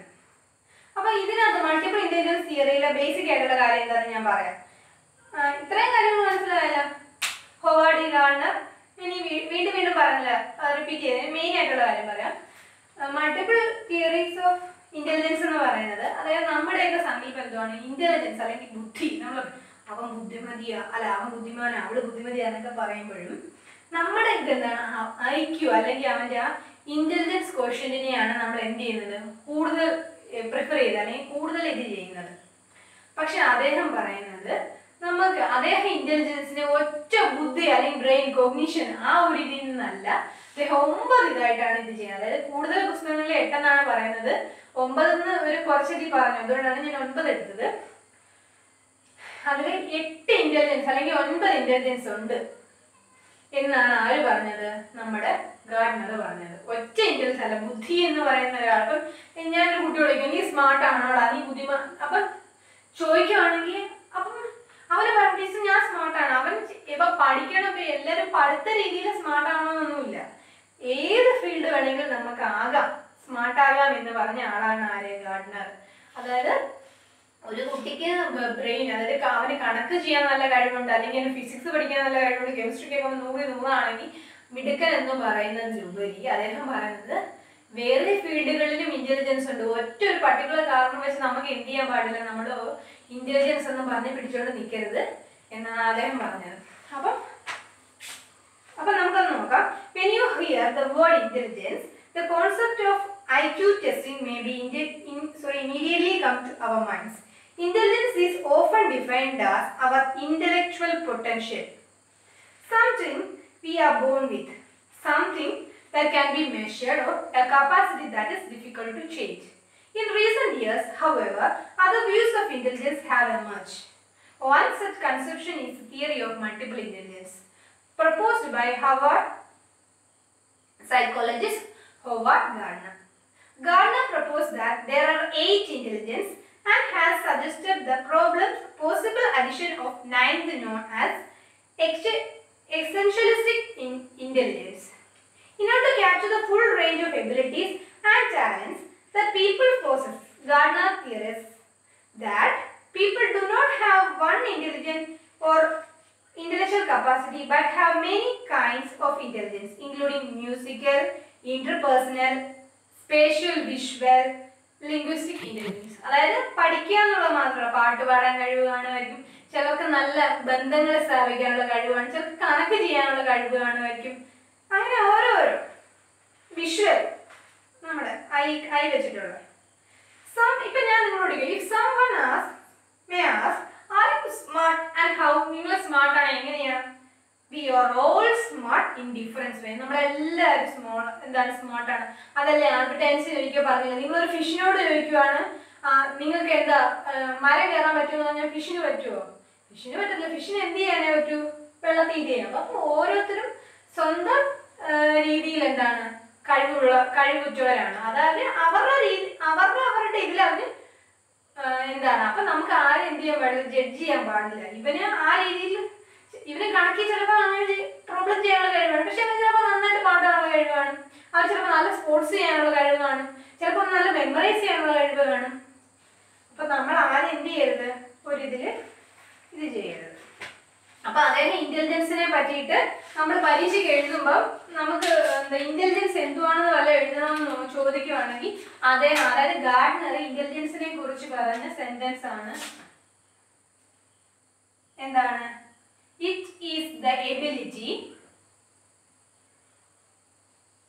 ability to solve problems or fashion products that are valuable in one or more cultural settings.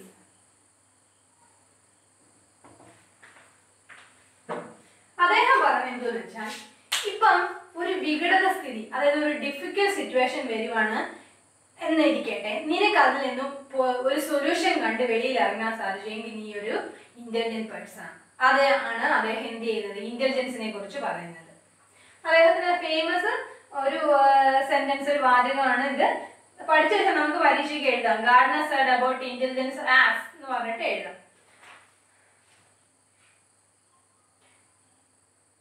Each person may have different multiple intelligence. Everyone can possess more than one of its എന്താണ് അദ്ദേഹം പറയുന്നത്, ആർക്ക് വേണമെങ്കിലും ഒന്നിലധികം, അതായത് ഒരു intelligence എന്തുവാലും കാണും, ഒന്നിലധികം intelligence എല്ലാവർക്കും കാണുമെന്നാണ് അദ്ദേഹം ഹോവാർഡ് ഗാർഡനർ പറയുന്നത്. ഇനി ഇതേ നമുക്ക് ആപ്ലിക്കേഷനിലേക്ക് പോകാം. ആപ്ലിക്കേഷനിലേക്ക് പോകുമ്പോഴത്തേന് മുമ്പ് നമുക്ക് ഇതിന്റെ വെർബൽ, ഇതിനകത്ത് എത്ര ഇന്റലിജൻസ് ഉണ്ടെന്ന് ഞാൻ 9 ഉണ്ടെന്ന് പറഞ്ഞു. വെർബൽ, അതിലെ ആദ്യത്തെ ഇന്റലിജൻസിന്റെ കാര്യം നമുക്ക് നോക്കാം. ആദ്യത്തെ ഇന്റലിജൻസ് എന്ന് പറയുന്നത് വെർബൽ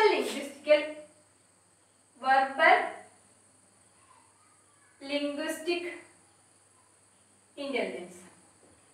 വെർബൽ ലിംഗ്വിസ്റ്റിക് ഇന്റലിജൻസ് എന്ന് പറഞ്ഞാൽ ഒരാൾക്ക് വാക്കുകൾ പ്രയോഗിക്കാനുള്ള ഒരു കേപ്പബിലിറ്റി, അല്ലെങ്കിൽ ലാംഗ്വേജ് ഉപയോഗിക്കാനുള്ള കേപ്പബിലിറ്റി ആണ് എന്തെന്ന് പറയുന്നത്, verbal linguistic intelligence. First intelligence, അതായത് നന്നായിട്ട് ലാംഗ്വേജ് ഉപയോഗിക്കാൻ പറ്റുന്ന ആൾക്കാർ. People who are strong in linguistic verbal intelligence are able to use words well, both writing stories, memorizing information and reading. These learners have highly developed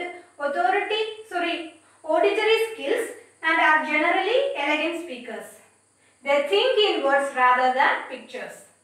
അത് ഇത്രയും പറഞ്ഞാൽ മനസ്സിലായെന്ന് ഞാൻ പ്രതീക്ഷിക്കുന്നു. അതായത് അവർക്ക് ഇങ്ങനത്തെ വെർബൽ ലിംഗ്വിസ്റ്റിക് ഇന്റലിജൻസ് ഉള്ള ആൾക്കാർക്ക് നല്ല അതായത് ലാംഗ്വേജ് പറയാനുള്ള കേപ്പബിലിറ്റി ഉണ്ട്. അതുപോലെ തന്നെ അവർ വേർഡ്സ് നന്നായിട്ട് ഉപയോഗിക്കും, അവർക്ക് സ്റ്റോറീസ് എഴുതാൻ സാധിക്കും, ഇൻഫർമേഷൻസ് മെമ്മറൈസ് ഓർത്തെടുക്കാൻ സാധിക്കും, റീഡ് ചെയ്യാൻ സാധിക്കും. അതുപോലെ തന്നെ അവർക്ക് നല്ല ഓഡിറ്ററി, ഇപ്പൊ പ്രസംഗങ്ങളൊക്കെ ഇല്ലേ ഇംഗ്ലീഷിലൊന്നും അല്ലെങ്കിൽ ഏത് ലാംഗ്വേജിലാണെങ്കിലും നന്നായിട്ട് ചെയ്യാൻ സാധിക്കും. അതുപോലെ തന്നെ അവരുടെ എലഗന്റ് സ്പീക്കർ ആയിരിക്കും, ലൈക്ക് ശശി തരൂർ അങ്ങനത്തെ. അപ്പൊ ഈ ശശി തരൂരിന്റെ ഒക്കെ വെർബൽ ലിംഗ്വിസ്റ്റിക് ഇന്റലിജൻസ് എന്ന് പറഞ്ഞാൽ ഭയങ്കര ഹൈ ലെവലാണ്. ഓക്കെ, അപ്പൊ ഇവർക്ക് റാദർ അവര് പിക്ചറിൽ തിങ്ക് ചെയ്യുന്നതിനേക്കാളും അവർ വേർഡ്സിലാണ് അവര് തിങ്ക് ചെയ്യുന്നത്. അപ്പൊ ഇങ്ങനെയുള്ള ആൾക്കാര്, അപ്പൊ നമുക്ക് ഒരു ക്ലാസ്സിൽ ഇങ്ങനെ ഒരു കുട്ടിയുണ്ടെന്ന് നമുക്ക് എങ്ങനെയാ മനസ്സിലാക്കാൻ പറ്റുന്നത്? ആ കുട്ടിക്ക് വായിക്കാനും എഴുതാനും ഭയങ്കര ഇഷ്ടമായിരിക്കും. നമ്മുടെ ക്ലാസ് വരുത്തിരിക്കുക, അവൻ എപ്പോ നോക്കിയാലും ഇങ്ങനെ എന്തെങ്കിലും പുസ്തകങ്ങൾ വായിച്ചു. അങ്ങനത്തെ കുട്ടികളൊന്നും ക്ലാസ്സിൽ ഞാൻ കണ്ടിട്ടില്ല, എങ്കിലും അങ്ങനത്തെ കുട്ടികൾ കാണും. അങ്ങനത്തെ ഉള്ള ഇതെന്ന് വെച്ചാല് ആ കുട്ടികൾ എന്ത് ചെയ്യും, എപ്പോഴും റീഡിങ്ങും റൈറ്റിങ്ങിനായിരിക്കും ഇഷ്ടം. അവനൊക്കെ ഇപ്പം മെമ്മറി ഉപയോഗിച്ച് ചെയ്യുന്ന കാര്യങ്ങളൊക്കെ ടീച്ചറെ ആണെന്ന് പറഞ്ഞാൽ കൈ പൊക്കി പറയാറുണ്ട്. പിന്നെ അവന് വേർഡ് ഗെയിംസ് ഇല്ലേ, ഇപ്പം നമ്മളിപ്പോ ടൊമാറ്റോ ഇങ്ങനെ വരയിട്ടിട്ട് TOM ഒരു ഡാഷ് അങ്ങനത്തെ കളികൾ ഞാൻ പെട്ടെന്ന് പറയും, അക്ഷരങ്ങൾ യൂസ് ചെയ്യാൻ. എന്നിട്ട് അതുപോലെ തന്നെ അവന് കാര്യങ്ങളൊക്കെ നല്ലപോലെ എക്സ്പ്ലെയിൻ ചെയ്യാൻ സാധിക്കും. അതെ, അപ്പൊ ഇങ്ങനെയുള്ളവരുടെ എന്താണ് ഇങ്ങനെയുള്ളവർക്ക് ഏത് ജോലിയൊക്കെ നമുക്ക് സ്വീകരിക്കാം. ഇങ്ങനെ വെർബൽ ലിംഗ്വിസ്റ്റിക് ഇന്റലിജൻസ് നിങ്ങൾ തന്നെ ഓർത്ത് നോക്ക്. ഇപ്പൊ നന്നായിട്ട് സംസാരിക്കാനുള്ള ആള് ആരാവാം? ഒരു ജേർണലിസ്റ്റ് ആയിക്കൂടെ, ചോദ്യങ്ങൾ ചോദിക്കുന്ന ആള്, പത്രപ്രവർത്തകൻ, അതുപോലെ തന്നെ ഒരു ലോയർ ആകാം. കാരണം my law yes your own ഇങ്ങനെ ആയിരുന്നില്ല അങ്ങനെ ആയിരുന്നു, അതൊക്കെ നമുക്ക് എന്ത് ചെയ്യാൻ പറയാം, ഒരു ടീച്ചർ ആവാം. അതായത് ഈ ഇങ്ങനത്തെ കഴിവുകളുള്ള ഒരു ആൾക്കാർക്ക് ഇതിലും കൂടുതലാവാം. ബേസിക് ആയിട്ട് നമുക്കൊന്ന് ജസ്റ്റ് ഒന്ന് അറിഞ്ഞിരിക്കാം. ഇപ്പൊ നിങ്ങൾ ഇങ്ങനത്തെ കുട്ടികളെ നിങ്ങൾ ഭാവിയിൽ കാണുവാണെങ്കിൽ നിങ്ങൾ എന്ത് ചെയ്യാം, അവർക്ക് നിങ്ങൾ കൂടുതൽ പുസ്തകങ്ങൾ കൊടുക്കുകയും അപ്പം കുട്ടികൾ നിങ്ങൾ ഓർക്കും ഭാവിയിൽ. അത് അത്രയാണ് വെർബൽ ലിംഗ്വിസ്റ്റിക് ഇന്റലിജൻസ്. ഞാനത് റിപ്പീറ്റ് ചെയ്ത് പറയുന്നില്ല കാരണം സിമ്പിളാണ്. നെക്സ്റ്റ് എന്ന് പറയുന്നത് അടുത്തത് ലോജിക്കൽ മാത്തമാറ്റിക്കൽ ഇന്റലിജൻസ്.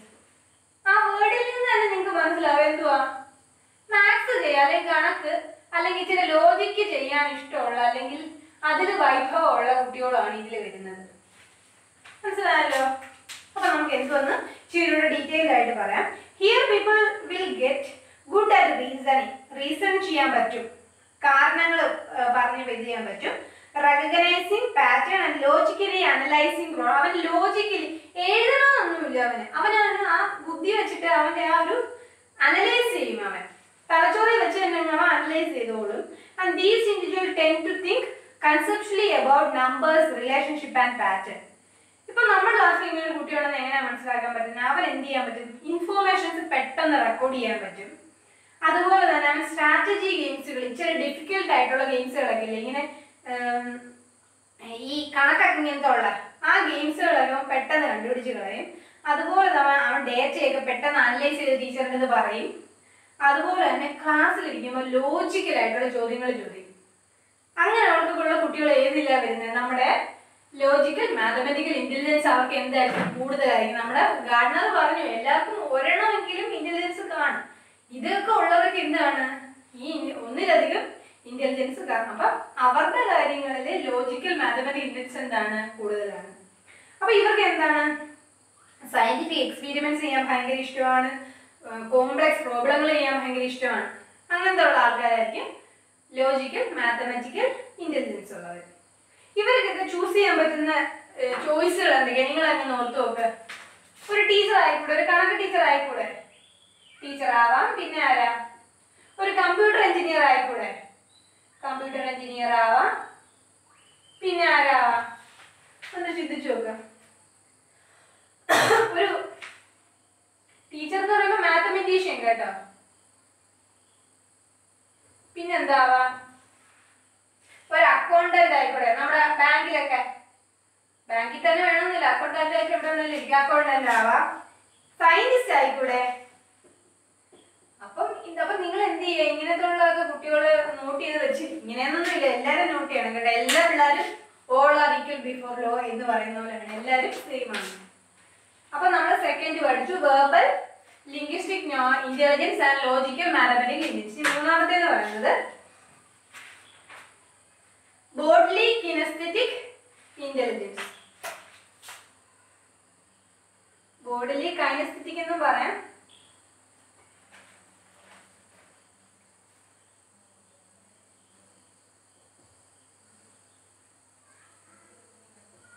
അതിനകത്ത് വരുന്ന കാര്യം നമ്മുടെ എല്ലാ വാക്കുപോലെ നമ്മൾ ഓർത്ത് വെച്ചാൽ നമ്മുടെ ബോഡി വെച്ചിട്ട് നമുക്ക് നന്നായിട്ട് ചെയ്യാൻ പറ്റുന്ന ആൾക്കാർ, അതായത് എന്താണ് സ്പോർട്സ് പേഴ്സൺസ് ഒക്കെ, അവരുടെ ഐ കോണ്ടാക്റ്റും ബോഡി ബാലൻസ് ഒക്കെ നന്നായിരിക്കും. മനസ്സിലായോ? അതാണ് people who are good at body movement. ഇപ്പൊ നമ്മുടെ സ്പോർട്സിലൊക്കെ performing actions and physical control. People who are strong in the area tend to have elegant hands, eye contact. ഇപ്പൊ ഞാനൊരു പേന ഉടനെ വീണെന്നിരിക്കട്ടെ, അങ്ങനെ ഈ ബോഡി കൈനസ്തെറ്റിക് ഇന്റലിജൻസ് ഉള്ളതാണെങ്കിൽ ഓടി വന്ന് പിടിക്കും, അല്ലെങ്കിൽ അങ്ങനത്തെ ഉള്ള കഴിവുള്ളതായിരിക്കും. ഹാൻഡ് ഐ കോണ്ടാക്ട് ഭയങ്കരമായിരിക്കും, കോർഡിനേഷൻ ഭയങ്കരമായിരിക്കും. And these people have the ability to control body movements and handle object skillful ആയിട്ട് ഹാൻഡിൽ ചെയ്യാനുള്ള കേപ്പബിലിറ്റി ഉണ്ടായിരിക്കും. These learners express themselves through മൂവ്മെന്റുകൾ ഉപയോഗിച്ചിട്ടായിരിക്കും അവരെ തന്നെ എക്സ്പ്രസ് ചെയ്യുന്നത്. They have a strong and a good sense of balance through interacting with space around them and are able to remember and process information. ഇങ്ങനെയുള്ള കുട്ടികൾ നമ്മുടെ ക്ലാസ്സിലുണ്ട്. നമുക്ക് എങ്ങനെ മനസ്സിലാക്കാൻ പറ്റും? ഇവർക്ക് റോൾ പ്ലേ ചെയ്യാൻ ഭയങ്കര ഇഷ്ടമായിരിക്കും. മനസ്സിലായോ? അതായത് ബോർഡിലെ കിനസ്തെറ്റിക് ഇന്റലിജൻസ് ഉള്ള കുട്ടികളാണെങ്കിൽ അവരെ നമ്മൾ പഠിപ്പിക്കേണ്ട രീതി എന്ന് പറഞ്ഞാൽ റോൾ പ്ലേ വെച്ചിട്ടായിരിക്കണം.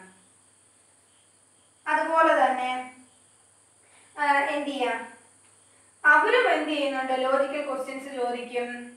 അതുപോലെ തന്നെ അവർക്ക് PT പീരീഡിലൊക്കെ അവർ നല്ല ആക്റ്റീവ് ആയിരിക്കും. എല്ലാ ഗെയിമിനൊക്കെ നല്ല പോലെ കളിക്കും ഒക്കെ ചെയ്യുന്നവരായിരിക്കും. ഡാൻസിങ് ആണ്, സ്പോർട്സ് ഒക്കെ കാണും അവർക്ക്. അതുപോലെ തന്നെ അവർക്ക് ഈ ക്രാഫ്റ്റ് വർക്ക് ഒക്കെ ചെയ്യാൻ ഇഷ്ടമായിരിക്കും. കാരണം ഹാൻഡ് ബോഡിൽ പ്രവർത്തിക്കുന്നുണ്ടല്ലോ, അങ്ങനെ കഴുതലായിരിക്കും. അവര് ചെയ്തുകൊണ്ട്, അതായത് അവര് കേൾക്കുന്നേയും കാണുന്നേയും കാര്യങ്ങളെക്കാളും മനസ്സിലാക്കുന്നത് എന്തായിട്ടുള്ളതാണ്, റിമെമ്പർ ബൈ ഡൂയിങ്. ചെയ്ത ഒരു കാര്യമാണ് അവർ കേൾക്കുന്നതിനെയും കാണുന്നതിനേക്കാളും ഈ ബോഡിലി കിനസ്റ്റിക് ഇന്റലിജൻസ് ഉള്ളവർ കൂടുതൽ ഓർക്കുന്നത്. അപ്പൊ ഇവര് ഇങ്ങനെയുള്ളവർക്ക് ഏത് ജോലി ആണ് കൂടുതൽ നല്ലത്? നമുക്കറിയാം, കൈയും മെയ്വഴൊക്കെ ഉള്ളത് എന്താണ്, ഡാൻസർ ആവാം, പിന്നെന്താ ബിൽഡർ ആവാം, ബോഡി ബിൽഡർ ആവട്ടോ, ബിൽഡർ. പിന്നെ ആക്ടർ ആവാം, ഒരു അഭിനേതാവാം, സ്കൾപ്ചർ ആവാം. എന്താ നമ്മുടെ ഈ ശില്പിയൊക്കെ ഇല്ലേ, സ്കൾപ്ചർ ചെയ്യുന്ന ആളാവാം. ഇനി അടുത്തതാണ് നാലാമത്. ഇപ്പൊ മൂന്നെണ്ണം നമ്മൾ പഠിച്ചു. ഇനി നാലാമത്തെയാണ് എന്ത്, visual spatial intelligence. Visual spatial intelligence. Visual spatial intelligence ഞാൻ പറഞ്ഞ എല്ലാം നമ്മുടെ പരമാവധി കാര്യങ്ങൾ ആ വാക്കുകളിൽ നിന്ന് തന്നെ നോക്കാൻ പോണ അർത്ഥം എന്തുകൊണ്ട്. വിഷ്വൽ സ്പേഷ്യൽ ഇന്റലിജൻസ് എന്നാൽ നമ്മൾ കാഴ്ചയിലൂടെ പെട്ടെന്ന് പഠിക്കുന്ന കുട്ടികൾ, അതിനെയാണ് വിഷ്വൽ സ്പേഷ്യൽ ഇന്റലിജൻസ് എന്ന് പറയുന്നത്. People who are strong in visual spatial intelligence are good at visualizing things. Visualize ചെയ്യുന്ന ആ കുട്ടികൾ എന്തായിരിക്കും, പ്രഗത്ഭന്മാരായിരിക്കും. These individuals are often good with directions as well as maps, charts, videos and pictures. ഇവർക്കൊക്കെ ഈ നമ്മുടെ മാപ്പുകൾ കാണിച്ചാൽ വീഡിയോ ഒക്കെ കാണിച്ച് ഇവർക്കൊക്കെ പെട്ടെന്ന് പഠിക്കാൻ പറ്റും. ഈ നമ്മുടെ വിഷ്വൽ സ്പേഷ്യൽ ഇന്റലിജൻസ് വരുന്ന ആൾക്കാർക്ക് പെട്ടെന്ന് പഠിക്കാൻ പറ്റും. ഇങ്ങനത്തെ ഉള്ള ആൾക്കാർ നമ്മുടെ ക്ലാസ്സിൽ നമുക്ക് എങ്ങനെ മനസ്സിലാവും? ഇങ്ങനത്തുള്ള കുട്ടികൾ പെട്ടെന്ന് പിക്ചറുകൾ വെച്ചങ്ങ് പഠിക്കും. അതുപോലെ തന്നെ വീഡിയോകൾ കാണുമ്പോഴും ഇവർ പെട്ടെന്ന് പഠിക്കും. അതുപോലെ തന്നെ പ്രഡിക്ഷൻസ് നടത്താനുള്ള കേപ്പബിലിറ്റി ഇവർക്കുണ്ട്. പസിൽസുകളൊക്കെ പെട്ടെന്ന് ചെയ്യും. ഡ്രോയിങ്ങും പെയിന്റിങ്ങും അങ്ങനത്തെ ഉള്ള കാര്യങ്ങളിൽ ഇവർ പ്രഗത്ഭന്മാരായിരിക്കും. അങ്ങനെയുള്ള അപ്പൊ ഇവരെ പോലുള്ളവരുടെ ഇവർക്കൊക്കെ എന്തായിരിക്കും ജോലി നമ്മൾ പ്രതീക്ഷിക്കുക? ഒരു ഡ്രോയിങ് ചെയ്യുന്ന ഒരാളായിക്കൂടെ, ഒരു ആർട്ടിസ്റ്റ് ആയിക്കൂടെ, ഒരു ആർട്ടിസ്റ്റ് ആവാം, ഒരു ആർക്കിടെക്റ്റ് ആവാം. ആർക്കിടെക്ട് പ്ലാനൊക്കെ വരച്ചൂടെ നമുക്ക്. പിന്നെന്താവാം, ഒരു എഞ്ചിനീയറും ആവാം. ഇനി അടുത്തത് നമ്മൾ 4 പഠിച്ചു. ഏതൊക്കെയാ 4? അവസാനം പറയാവേ. ഇനി അഞ്ചാമത്തെ, സമയം പോകും അതുകൊണ്ടാണ്. അഞ്ചാമത്തേന്ന് പറയുന്നത് മ്യൂസിക്കൽ ഇന്റലിജൻസ്. വാക്കിൽ നിന്ന് തന്നെ മ്യൂസിക്കൽ ഇന്റലിജൻസ് എന്ന് പറഞ്ഞാൽ എന്താണ്? നന്നായിട്ട് മ്യൂസിക്കിനെ, അതായത് മ്യൂസിക് ഉണ്ടെങ്കിൽ ആ കുട്ടിക്ക് എല്ലാം മനസ്സിലാവും. അല്ലെങ്കിൽ മ്യൂസിക്കൽ രീതികളിൽ ഉള്ള സംഭവങ്ങളാണെങ്കിൽ ആ കുട്ടിക്ക് പെട്ടെന്ന് മനസ്സിലാവാൻ സാധിക്കും. People who have strong musical intelligence are good at thinking in patterns, rhythms and sound. They have good appreciations for music, are often good at composition and performance. അവർ എന്ത് ചെയ്യും, ഈ പാട്ടുകളൊക്കെ കേട്ട് കഴിഞ്ഞാൽ നല്ല അഭിനന്ദിക്കുന്നവർ അല്ലെങ്കിൽ ക്രിട്ടിസൈസ് ചെയ്യുന്ന ആളുകളായിരിക്കും. അവർക്ക് പെട്ടെന്ന് എന്താണ് സൗണ്ടിനെ റെക്കഗ്നൈസ് ചെയ്യുമ്പോൾ രാത്രിയിലൊക്കെ ചീവീടുകളില്ലേ ക്രിക്കറ്റ്, അതൊക്കെ ശബ്ദം ഉണ്ടാക്കുകയാണെങ്കിൽ ചാപ്പിന്ന് വെള്ളം വീഴുന്നത് ഒക്കെ ഇവരെന്ത് ചെയ്യും, പെട്ടെന്ന് പിടിച്ചെടുക്കും. അല്ലെങ്കിൽ അവർക്ക് മനസ്സിലാവും. അങ്ങനത്തെ ഉള്ള ആൾക്കാരാണ് എന്ത്, മ്യൂസിക്കൽ ഇന്റലിജൻസ്. അവർക്കൊക്കെ എന്താണ് മ്യൂസിക്കൽ ഇന്റലിജൻസ് കൂടുതലായിരിക്കും. ഇപ്പൊ ഇങ്ങനെയുള്ള കുട്ടികളെ നമുക്ക് എങ്ങനെ ക്ലാസ്സിൽ കണ്ടാൽ മനസ്സിലാവും? ഇവർക്ക് റെക്കോർഡിങ്ങിനെ വെച്ച് കേട്ട് പഠിക്കാൻ ഭയങ്കര ഇഷ്ടമായിരിക്കും. അതുപോലെ തന്നെ ടോക്കിംഗ് ടു അവർസെൽസ്, നമ്മളോട് തന്നെ സംസാരിക്കുന്നവരായിരിക്കും. അവർക്ക് പാട്ടുകൾ പാടാൻ ഇഷ്ടമായിരിക്കും, പാട്ടുകൾ കേൾക്കാൻ ഇഷ്ടമായിരിക്കും, അവർ ഉറക്ക വായിക്കുന്നവരായിരിക്കും. പിന്നെ ട്യൂണുകൾ, പാട്ടിന്റെ വരിയൊക്കെ അവർക്ക് നന്നായിട്ട് ഓർമ്മയുണ്ട്. അപ്പൊ ഇങ്ങനെയുള്ളവർക്കൊക്കെ ഏത് ഫീൽഡായിരിക്കും നല്ലത്? മ്യൂസിക്, പാട്ടുകാരൻ, മ്യൂസീഷ്യൻ, കമ്പോസർ ആവാം, നമുക്ക് മ്യൂസിക് കമ്പോസർ ആവാം, സിംഗർ ആവാം, ഓക്കെ, മ്യൂസിക് ടീച്ചർ ആവാം. ഇനി അടുത്തതാണ്, അപ്പൊ നമ്മള് 5 എണ്ണം പഠിച്ചു. ഇനി 6ാമത്തത് ഇന്റർപേഴ്സണൽ ഇന്റലിജൻസ്. അതായത് മറ്റുള്ള സഹജീവികളോട് അല്ലെങ്കിൽ നമ്മുടെ കൂട്ടത്തിലുള്ള ആൾക്കാരോട് നല്ല രീതിയിൽ ബന്ധപ്പെടാൻ സാധിക്കുന്നത്, നല്ല രീതിയിൽ കമ്മ്യൂണിക്കേഷൻ സാധിക്കുന്ന ആൾക്കാരെയാണ് ഇന്റർപേഴ്സണൽ ഇന്റലിജൻസ് എന്ന് പറയുന്നത്. മനസ്സിലായോ? അതായത് those who have strong interpersonal intelligence are good at understanding and interacting with other people.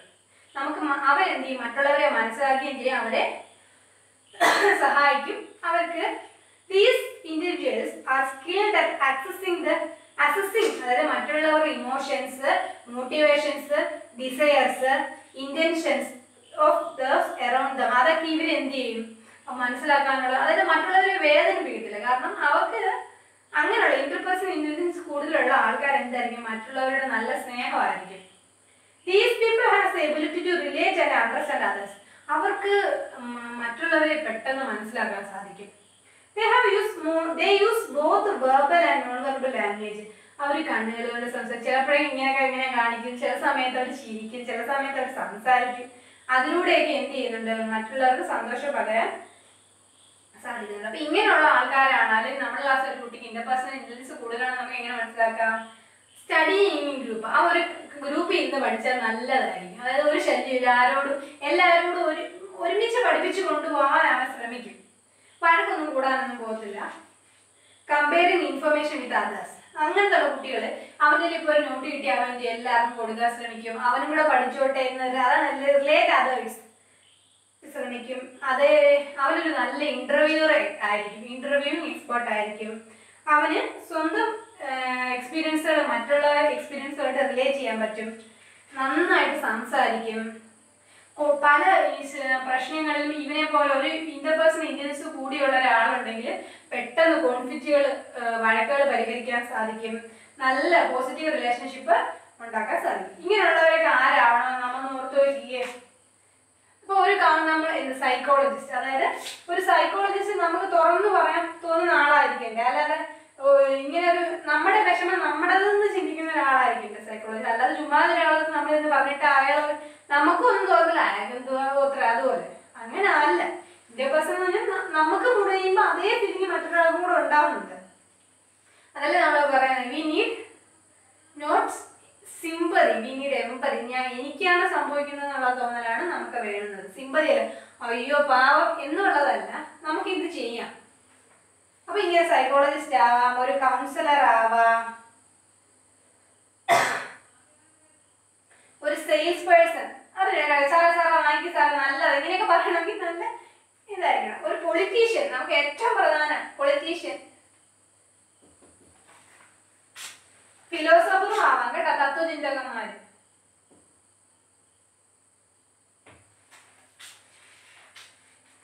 അടുത്തത് 7ാമത്തത്, നമ്മളിപ്പോ ഇന്റർ വരെ എത്തി. നമുക്കറിയാം ഇന്റർ എന്ന് പറയുമ്പോ മറ്റുള്ളവരോട്. ഇനി നമ്മൾ സ്വയം എന്ത് ചെയ്യണം? സ്വയം സംസാരിക്കുന്ന ആളായിരിക്കണം. അതായത് സ്വയം ഒരു സ്നേഹബന്ധമുള്ള, നമ്മളിപ്പോ മറ്റുള്ളവരെ സ്നേഹിക്കണം. നമ്മളെ കർത്താവ് പറയത്തില്ല നമ്മളെ പോലെ തന്നെ മറ്റുള്ളവരെ സ്നേഹിക്കുകയാണ്. അതുപോലെ നമ്മളോട് നമുക്ക് എന്ത് ചെയ്യണം? സ്നേഹം വേണം. അതാണ് ഇന്റർപേഴ്സണൽ ഇന്റലിജൻസ് എന്ന് പറയുന്നത്. പറയത്തില്ല കർത്താവ് നിന്നെ പോലെ നിന്റെ ആൾക്കാരനെ സ്നേഹിക്കുക. Individuals who are strong in intrapersonal intelligence are good at being aware of their own emotional settings, feelings and motivation. അവനവന്റെ ഫീലിങ്ങുകളെ കൺട്രോൾ ചെയ്യാനൊക്കെ അവന് പറ്റും. അവന്റെ ഫീലിങ്ങുകൾ എന്താണെന്ന് അറിയാം, അവന്റെ മോട്ടിവേഷൻ, അവന്റെ ഡ്രീം എന്താണെന്നൊക്കെ അവനറിയാം.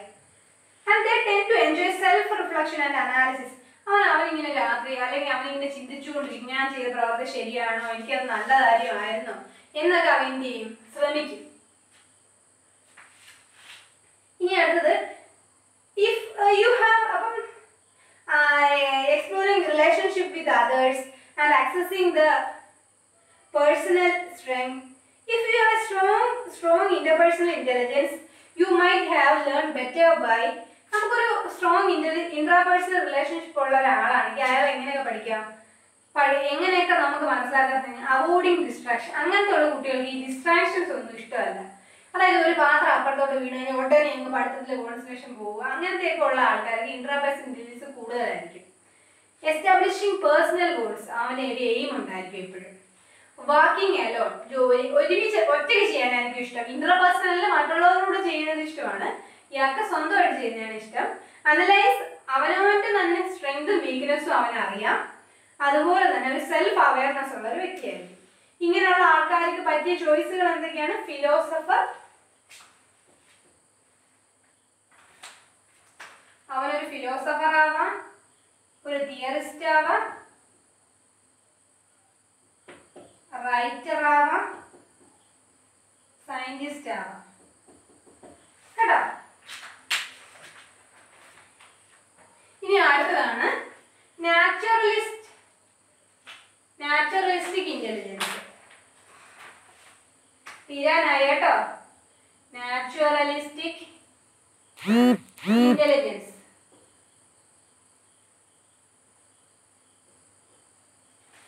വേർഡ് എന്തായാലും ഒന്നുമില്ല, വേർഡ് പോലെ തന്നെ പ്രകൃതിയുമായിട്ട് നല്ല ബന്ധമുള്ള ആളായിരിക്കണം. നമ്മളിപ്പോ ഈ കൊറോണയൊക്കെ വന്നപ്പോഴേ നമുക്ക് മനസ്സിലായില്ലേ. അതുപോലെ തന്നെ ഇപ്പൊ റീസെന്റ് നമുക്ക് വിഷമം ഉണ്ടാക്കുന്ന ഒരു കാര്യം ആനയെ കൊന്നത്. ഇപ്പം അതൊരു ഗർഭിണി ആനയായിട്ട് നമുക്ക് ഇത്തിരിയുടെ വിഷമം തോന്നും. ആര് ചെയ്താലും ഗർഭിണി അല്ലാത്ത ആനയാണെങ്കിൽ കൂടിയും എന്ത് ഇതുപോലെ നിന്നോട് പൂച്ച തൂക്കിക്കൊന്ന്, അതെല്ലാം അതാണ് നമ്മൾ പറയുന്നത്. അങ്ങനെയുള്ളവർക്ക് എന്തില്ല? നാച്ചുറലിസ്റ്റ് ഇന്റലിജൻസ് ഇല്ല, അല്ലെങ്കിൽ കുറവാ. അപ്പൊ നമ്മളുടെ ലോകം എന്ന് പറയുന്നത് എന്താണ്? എല്ലാം ഉൾക്കൊണ്ടേ നമ്മൾക്ക് മാത്രം ജീവിച്ചാൽ പോരാ. നമ്മളിപ്പോ കൊറോണ കാരണം നമുക്ക് വെളിയിൽ ഇറങ്ങാൻ പറ്റുന്നുണ്ടില്ല. അപ്പം നമ്മളുടെ ഇതെന്ന് പറയുന്നത്, നമ്മളുടെ ലോകം എന്ന് പറയുന്നത് നമ്മൾ മാത്രമല്ല, ബാക്കി ദൈവം സൃഷ്ടിച്ച എല്ലാ സാധനങ്ങൾക്കും അവസരം കൊടുക്കുന്നത്. അപ്പൊ naturalist is the most recent addition of Gardner's theory and has been met with more resistance than his original 7 intelligence. 7 ഉണ്ടായിരുന്നുള്ളൂ, അതിലൂടെ ഒന്നും കൂടെ ആഡ് ചെയ്തതാണെന്നാണ് ഇത് പറയുന്നത്. According to Gardner, intelligence for high in this type of intelligence more in tune with nature. ഇതിനുമായിട്ട് naturalistic intelligence കൂടുതലുള്ള ആൾക്കാർ എന്തായിരിക്കും? നേച്ചറുമായിട്ട് ഭയങ്കര ഇടപഴകിയിരിക്കും. അതിന്റെ ആണെങ്കിലും ഇപ്പം അപ്പൊ നമ്മൾ ഈ കൊന്നില്ലേ, ഒരു ആനയെ കൊന്ന ആൾക്ക് അപ്പൊ എന്താണ്? നാച്ചുറൽ ഇന്റലിജൻസ് ഒട്ടുമേ ഇല്ല, 0 മൈനസിലേക്ക് പോയേക്കുക. And are often interestingly in nurturing and exploring എൻവയോൺമെന്റിനെയൊക്കെ കൂടുതൽ പഠിക്കാനും പോകാനൊക്കെ ഇഷ്ടമുള്ള ആൾക്കാരാണ് ആര്? ഈ നാച്ചുറൽ ഇന്റലിജൻസ് കൂടുതലുള്ള ആൾക്കാർ. And learning about other species, ലോകത്ത് എന്തൊക്കെ സ്പീഷീസ്, ഡിസ്കവറി ചാനലൊക്കെ കാണുന്നവരില്ലേ, അവരൊക്കെ എന്താണ്? അവരൊക്കെ ഈ നാച്ചുറൽ ഇന്റലിജൻസ് വളരെ കൂടുതലാണ്. And these intelligences are said to have highly aware of even subtle changes. അതായത് ഒരു നേരിയ 0.000 എങ്കിലും വ്യത്യാസം ഒരു എൻവയോൺമെന്റിൽ വരുവാണെങ്കിൽ അതിനെക്കുറിച്ച് അവർ വളരെ ബോധമുള്ള ആൾക്കാരാണ് ഈ നാച്ചുറൽ ഇന്റലിജൻസ് കൂടുതലുള്ള ആൾക്കാർ. ഇങ്ങനത്തുള്ള ആൾക്കാരെ എങ്ങനെ നമുക്ക് മനസ്സിലാക്കാൻ പറ്റും? അവർ ക്ലാസ്സുകളിൽ എങ്ങനെ വെളിയിൽ ഇരുന്ന് പഠിക്കാനായിരിക്കും. വെളിയിൽ ഇരുന്ന് പഠിക്കുമ്പോൾ അവന് നല്ല പോലെ മനസ്സിലാവാനും ഒക്കെ മനസ്സിലാവും. അതുപോലെ ബോട്ടണിയൊക്കെ പഠിക്കുമ്പോൾ അവൻ എൻവയോൺമെന്റിൽ പോയിരുന്ന, അല്ലെങ്കിൽ ഒരു ചെടിയെ വെച്ചിട്ട് പെറ്റൽ, സെപ്പൽ, അങ്ങനെ തോൺ, അങ്ങനെ ഓരോ സ്റ്റിഗ്മ, അങ്ങനെയൊക്കെ എൻവയോൺമെന്റിനെ വെച്ചിട്ടായിരിക്കും അവൻ പഠിക്കുന്നത്. Learning is the presence of plants and pets relating എൻവയോൺമെന്റൽ ഇഷ്യൂസ് ടു ടോപ്പിക്സ്. അവൻ എന്ത് ചെയ്യും? എൻവയോൺമെന്റൽ ഇപ്പൊ എസ് എ ഒക്കെ വരുവാണെന്നുണ്ടെങ്കിൽ അവൻ എൻവയോൺമെന്റൽ ഇതിനൊക്കെ നല്ല രീതിയിൽ അവൻ എഴുതാൻ പറ്റും.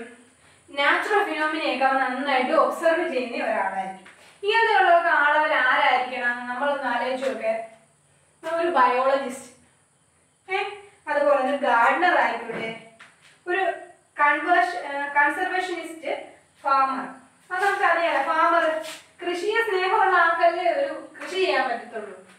ഫാമർ അപ്പൊ നേച്ചറിനെ ഇത് ചെയ്യുന്ന ആളല്ലേ ഫാമർ. പിന്നെ കൺസർവേഷനിസ്റ്റ്, അതായത് സംരക്ഷകന്മാർ. ഇപ്പൊ നമ്മുടെ കാടുകളും ഇപ്പൊ വന്യമൃഗവും ഒക്കെ സംരക്ഷിക്കുന്നില്ലേ, അങ്ങനെയുള്ളത്.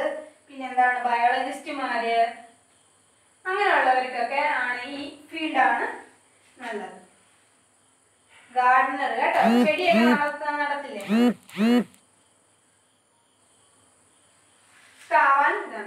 ഇല്ല, not least, last but not the least എന്ന് പറയുന്ന കൂട്ട് ലാസ്റ്റത്തെ ടോപ്പിക് എന്ന് പറയുന്നത് പല പുസ്തകങ്ങളിലും ഇല്ല എങ്കിലും നമ്മൾ 9ാമത് അറിഞ്ഞു വെക്കുവാണെങ്കിൽ, ഇല്ലെങ്കിൽ 8 എഴുതിയാൽ മതി, 9 ഇല്ലെന്നില്ലല്ലോ. എക്സ്റ്റേണലിസ്റ്റിക് ഇന്റലിജൻസ് ആണ് കേട്ടോ പറയുന്നത്. എക്സ്റ്റൻഷ്യലിസ്റ്റ് ഇന്റലിജൻസ്, എക്സിസ്റ്റൻഷ്യൽ ഇന്റലിജൻസ്. 9, 8 വരെ നമ്മൾ പഠിച്ചിട്ടുള്ളൂ. ഇത് ഞാൻ വേറെ ഒരെണ്ണത്തിൽ കണ്ടു, അപ്പൊ ഞാൻ ഓർത്തു ഇതാണ് ലാസ്റ്റ് ഇന്റലിജൻസ് എന്നാണ് അതിൽ പറഞ്ഞിരിക്കുന്നത്. ഇതിൽ പറയണമെന്ന് പറഞ്ഞാൽ it is concern with inner life of mind and spirit and it's relation. അതായത് ആത്മാവ്, ഇപ്പൊ നമ്മുടെ ആത്മാവ് കഥാവറ ലോകം മുഴുവൻ നേടിയാലും എന്റെ ആത്മാവ് നശിച്ച എന്ത് പ്രയോജനം, അതുപോലെ ഈ ആത്മാവ് നമ്മുടെ ഇന്നർ മൈൻഡ്, അതായത് അങ്ങനെ ചിന്തിക്കുന്ന അതാണ് എന്ത് പറയുന്നത് എക്സ്റ്റൻഷ്യൽ ഇന്റലിജൻസ് എന്ന് പറയുന്നത്. If it implies A capacity for deep understanding of essential questions and insight into multiple levels of consciousness, and also implies awareness of spirit as a creative life focus of evolution. അപ്പൊ അതായത് കൂടുതൽ പറയുകയാണെങ്കിൽ കൂടുതൽ നല്ല main point എന്ന് പറഞ്ഞാൽ എന്താണ്, spirit, നമ്മുടെ ഇന്നർ ആത്മാവ്. നമ്മളല്ല മരിച്ചാൽ നമ്മൾ ആരുടെ പോകുന്നില്ല, നമ്മുടെ ആത്മാവ് ഇവിടെയൊക്കെ കാണും എന്നൊക്കെ നമ്മൾ പറയത്തില്ലേ, അതാണ് കുതിർച്ച. മൾട്ടിപ്പിൾ ഇന്റലിജൻസ് എങ്ങനെ ഒരു ഡയഗ്നോസിസ് ടൂൾ ആണെന്ന് നമുക്ക് പറയാൻ സാധിക്കും. അതെന്ത് ചെയ്യും, ടീച്ചറിനെ helps teacher to see how students learn, helps parents to how to help their kids, and no competition does injure child self esteem. അതായത് ഇങ്ങനെയൊക്കെ വരുമ്പോ എന്ത് ചെയ്യണം, അമ്മയപ്പന്മാർ എന്ത് ചെയ്യാൻ പാടില്ല, അവനെ കണ്ടുപിടി ഇവനെ കണ്ടുപിടി, കോമ്പറ്റീഷനെ പാടില്ല. അതായത് ബുദ്ധി എന്നുള്ള ഒരു ഇത് മാത്രമല്ലേ ഉള്ളൂ. അതായത് അവന് 10ാം ക്ലാസ്സിൽ ഫുൾ A+ കിട്ടുന്നുണ്ടോ എന്നാണ്. അല്ലാതെ ഇപ്പൊ സംസ്ഥാന കലോത്സവത്തിൽ പോയി അവന് പാട്ടിന് ഫസ്റ്റ് ഉണ്ടെന്നുള്ളത് പേരൻസിന് വലിയ കാര്യമില്ല. പക്ഷെ മാത്സിന് അല്ലെങ്കിൽ ഫുൾ A+ കിട്ടുന്നതാണ് എന്ത്, അങ്ങനെ ഒരിക്കലും ചെയ്യരുതെന്നാണ് ആര് പറഞ്ഞത്, ഗാർഡനർ തിയറി. അതായത് ഇന്റലിജൻസ് എന്ന് പറയുന്നത് എന്താണ്, ഇറ്റ്സ് നോട്ട് ദ എബിലിറ്റി. അതായത് ആ ഒരു കാര്യം ഉണ്ടാകും, ഒരു ഡിഫിക്കൽട്ട് സിറ്റുവേഷനിൽ ഒരു കുട്ടിക്ക് ഒരു സോൾവ് അല്ലെങ്കിൽ സൊല്യൂഷൻ കണ്ടുപിടിക്കാൻ കഴിയുന്നുണ്ടോ എങ്കിൽ ആ ഒരു വ്യക്തി ഇന്റലിജന്റ് വ്യക്തി തന്നെയാണ്. അല്ല ഇപ്പൊ കണക്കിന് 100 അടിക്കുന്നയോ അല്ലെങ്കിൽ മാത്സിലെ ഫിസിക്സിന് 100 മാർക്കിനെ അല്ല. അങ്ങനെയുള്ള പലരും ജീവിതത്തിൽ എന്ത് ചെയ്യുന്നുണ്ട്, സക്സസ്ഫുൾ ആവണമെന്നില്ല. Thank you. ഈ നമ്മുടെ ഗാർഡനറിനെ ഞാനൊന്ന് എല്ലാം ഒന്ന് ബേസിക് ആയിട്ട് ഓടിച്ചൊന്ന് പോവാം. ബോറടിച്ചൊന്ന് മനസ്സിലായി എങ്കിലും ഞാൻ ഓടിച്ചൊന്ന് പറഞ്ഞു പോവാം. ഇനി ഞാൻ എഴുതില്ല കേട്ടോ, ഓടിച്ചൊന്ന് ഈ 3 പേരുടെ കാര്യങ്ങൾ പറഞ്ഞു. 3 പേര്, അതായത് നമ്മൾ പഠിക്കുന്നത് psychological theories of Vygotsky, Ausubel and Gardner ആണ്. വൈഗോസ്കിയുടെ കാര്യം, വൈഗോസ്കി ഒരു റഷ്യൻ സൈക്കോളജിസ്റ്റ് ആണ്. അദ്ദേഹം പറയുന്നത് ഒരു കുട്ടിക്ക് സ്വന്തമായി ചെയ്യാൻ ഒരു ടീച്ചർ സഹായിക്കുക, അതിനുശേഷം അവൻ എന്ത് ചെയ്യും, സ്വന്തമായിട്ട് പഠിച്ചോളും. അവന്റെ പഠനത്തെ അവന്റെ സംസ്കാരം അല്ലെങ്കിൽ അവന്റെ എൻവയോൺമെന്റ് സറൗണ്ടിങ്സും സംസ്കാരം എല്ലാം അവരുടെ ഡെവലപ്മെന്റ് ബാധിക്കുന്നുണ്ട്. അതിനെ പഠിപ്പിക്കുമ്പോൾ നമ്മൾ എപ്പോഴും എന്ത് ചെയ്യും, സ്വന്തം ലാംഗ്വേജിനെ തന്നെ പഠിപ്പിക്കുക. അപ്പൊ കുട്ടിക്ക് നന്നായിട്ട് പഠിക്കാൻ പറ്റും എന്നാണ് അദ്ദേഹം പറയുന്നത്. സോൺ ഓഫ് പ്രോക്സിമൽ ഡെവലപ്മെന്റ് ആണ് അദ്ദേഹത്തിന്റെ പ്രധാനപ്പെട്ട തിയറി എന്ന് പറയുന്നത്. അടുത്തത് നമുക്ക് പോവുകയാണെങ്കിൽ നമ്മുടെ ഹോസ്പിറ്റലിനെ പറ്റി പറയുകയാണെങ്കിൽ അദ്ദേഹം ഒരു അമേരിക്കൻ സയന്റിസ്റ്റ് ആണ്. സയന്റിസ്റ്റ് അല്ല, സൈക്കോളജിസ്റ്റ് ആണ്. 1918 2018 മരിച്ചു. അദ്ദേഹം അദ്ദേഹത്തിന് സൈക്കോളജിയിലും സൈക്കാട്രിയിലൊക്കെ നല്ല ഇതുള്ള കഴിവുള്ള ആളാണ്. അദ്ദേഹം അതെല്ലാം പഠിച്ച വ്യക്തിയാണ്. അദ്ദേഹത്തിന് തോണ്ടേക്കിന്റെ അവാർഡ് കിട്ടിയിട്ടുണ്ട്. ഡിസ്റ്റിങ്ക്വിഷ്ഡ്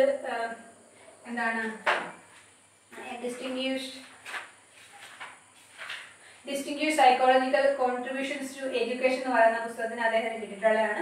അതിനകത്ത് അദ്ദേഹം പ്രധാനമായിട്ട് നമ്മളിത് ഓസ്ബെൽ തിയറിയിലെ അഡ്വാൻസ് ഓർഗനൈസറിനെ പറ്റിയിട്ടാണ് പറയുന്നത്. അതായത് കുട്ടിക്ക് നേരത്തെ എന്താ അറിയാം, അതിലേക്ക് എന്ത് ചെയ്യാം, പുതിയ നോളജ് ആഡ് ചെയ്യുക, അങ്ങനെ ഫൈനലിലേക്ക് വരിക. ആദ്യം തന്നെ ചെയ്യേണ്ടത് കുട്ടിക്ക് നമ്മളിപ്പോൾ എന്താണ് പഠിക്കാൻ പോകുന്നത് ക്ലാസ്സിൽ പറഞ്ഞു കൊടുക്കണം, ഇന്ന കാര്യമാണ് ഞാൻ പഠിപ്പിക്കാൻ പോകുന്നത്. എന്നിട്ട് നമ്മൾ അഡ്വാൻസ് ഓർഗനൈസർ, അതായത് information that should help the student to relate with previous knowledge. ആ സാധനമാണ് അഡ്വാൻസ് ഓർഗനൈസർ. അത് ചെയ്യുക, അതിനുശേഷം കുട്ടി റിലേറ്റ് ചെയ്യുന്നു. Finally he comes to the എന്താണ് റിസൾട്ട് ഓർ ദ എയിം. അതുപോലെ തന്നെ അദ്ദേഹം പറയുന്നത് മീനിങ് ഫുൾ ലേണിംഗ്, എപ്പോഴും പഠിപ്പിക്കുന്നത് നല്ല അർത്ഥവത്തായിട്ടായിരിക്കണം, അല്ലാതെ റോഡ് മെമ്മറൈസിങ് പാടില്ല, കാണാതെ നടത്താൻ പാടില്ല. പിന്നെ അടുത്തതാണ് നമ്മുടെ multiple intelligence theory. Multiple intelligence തിയറിയിൽ പ്രധാനമായിട്ട് പറയുന്നത് അദ്ദേഹം ഒരു അമേരിക്കൻ സൈക്കോളജിസ്റ്റ് ആണ്. അദ്ദേഹം 1943 ജനിച്ചത്, ഇപ്പോഴും ജീവിച്ചിട്ടുണ്ട്. അദ്ദേഹത്തിന്റെ കാര്യം പറയുവാണെങ്കിൽ അദ്ദേഹം പ്രശസ്തനായിരിക്കുന്ന അദ്ദേഹത്തിന്റെ മൾട്ടിപ്പിൾ ഇന്റലിജൻസ് തിയറിയുടെ ഇതിലൂടെയാണ്. 1983 അത് കൊണ്ടുവന്നത്. അത് ഓർത്ത് വെക്കാൻ നമ്മൾ എന്ത് പറയും, വേൾഡ് കപ്പ് ഓർത്താൽ മതി. അപ്പൊ നമുക്ക് എന്ത് കിട്ടും, 1983 നടന്നെന്ന് ഓർമ്മ വരും. അപ്പൊ അല്ലാതെ നിന്ന് ഒരു ഇന്റലിജൻസ് അല്ല, അതായത് ഒരു കുട്ടിയോട് നീ സ്മാർട്ട് ആണെന്ന് ചോദിക്കുന്നത് നമ്മൾ എന്ത് ചെയ്യാം, നമ്മുടെ സങ്കല്പത്തെ ഐക്യമുണ്ടോ എന്നുള്ളത് മാത്രമാണ് ഇത് ചെയ്യുന്നത്. പക്ഷെ അല്ല, 8 അല്ലെങ്കിൽ 9 തരം ഇന്റലിജൻസ് ഉണ്ടെന്നാണ് അദ്ദേഹം പറയുന്നത്. ഏതൊക്കെയാണ്? Verbal linguistic intelligence, logical mathematical intelligence, body kinesthetic intelligence അല്ല ഇന്റലിജൻസ്. പിന്നെ ഏതാണ്? Interpersonal intelligence, musical intelligence, interpersonal intelligence, intrapersonal intelligence, naturalistic intelligence, existential intelligence. ഇത്രയും ഇന്റലിജൻസ്, ഇതെല്ലാം ഞാൻ പറഞ്ഞതായിട്ടാണ് ഞാൻ ഒന്നുകൂടെ അത് എടുത്ത് പറയുന്നത്. ഇത്രയും ഇന്റലിജൻസ് ഉണ്ട് എന്നുള്ളതാണ് പറഞ്ഞത്. ഇത് ഇത്രയും അപ്പം നമ്മൾ പഠിക്കുന്ന സൈക്കോളജി തിയറി ക്ലാസ്സുകളിൽ ഉപയോഗിക്കാൻ സാധിക്കട്ടെ എന്ന് വിചാരിച്ചത് നിർത്തുന്നു. Thank you.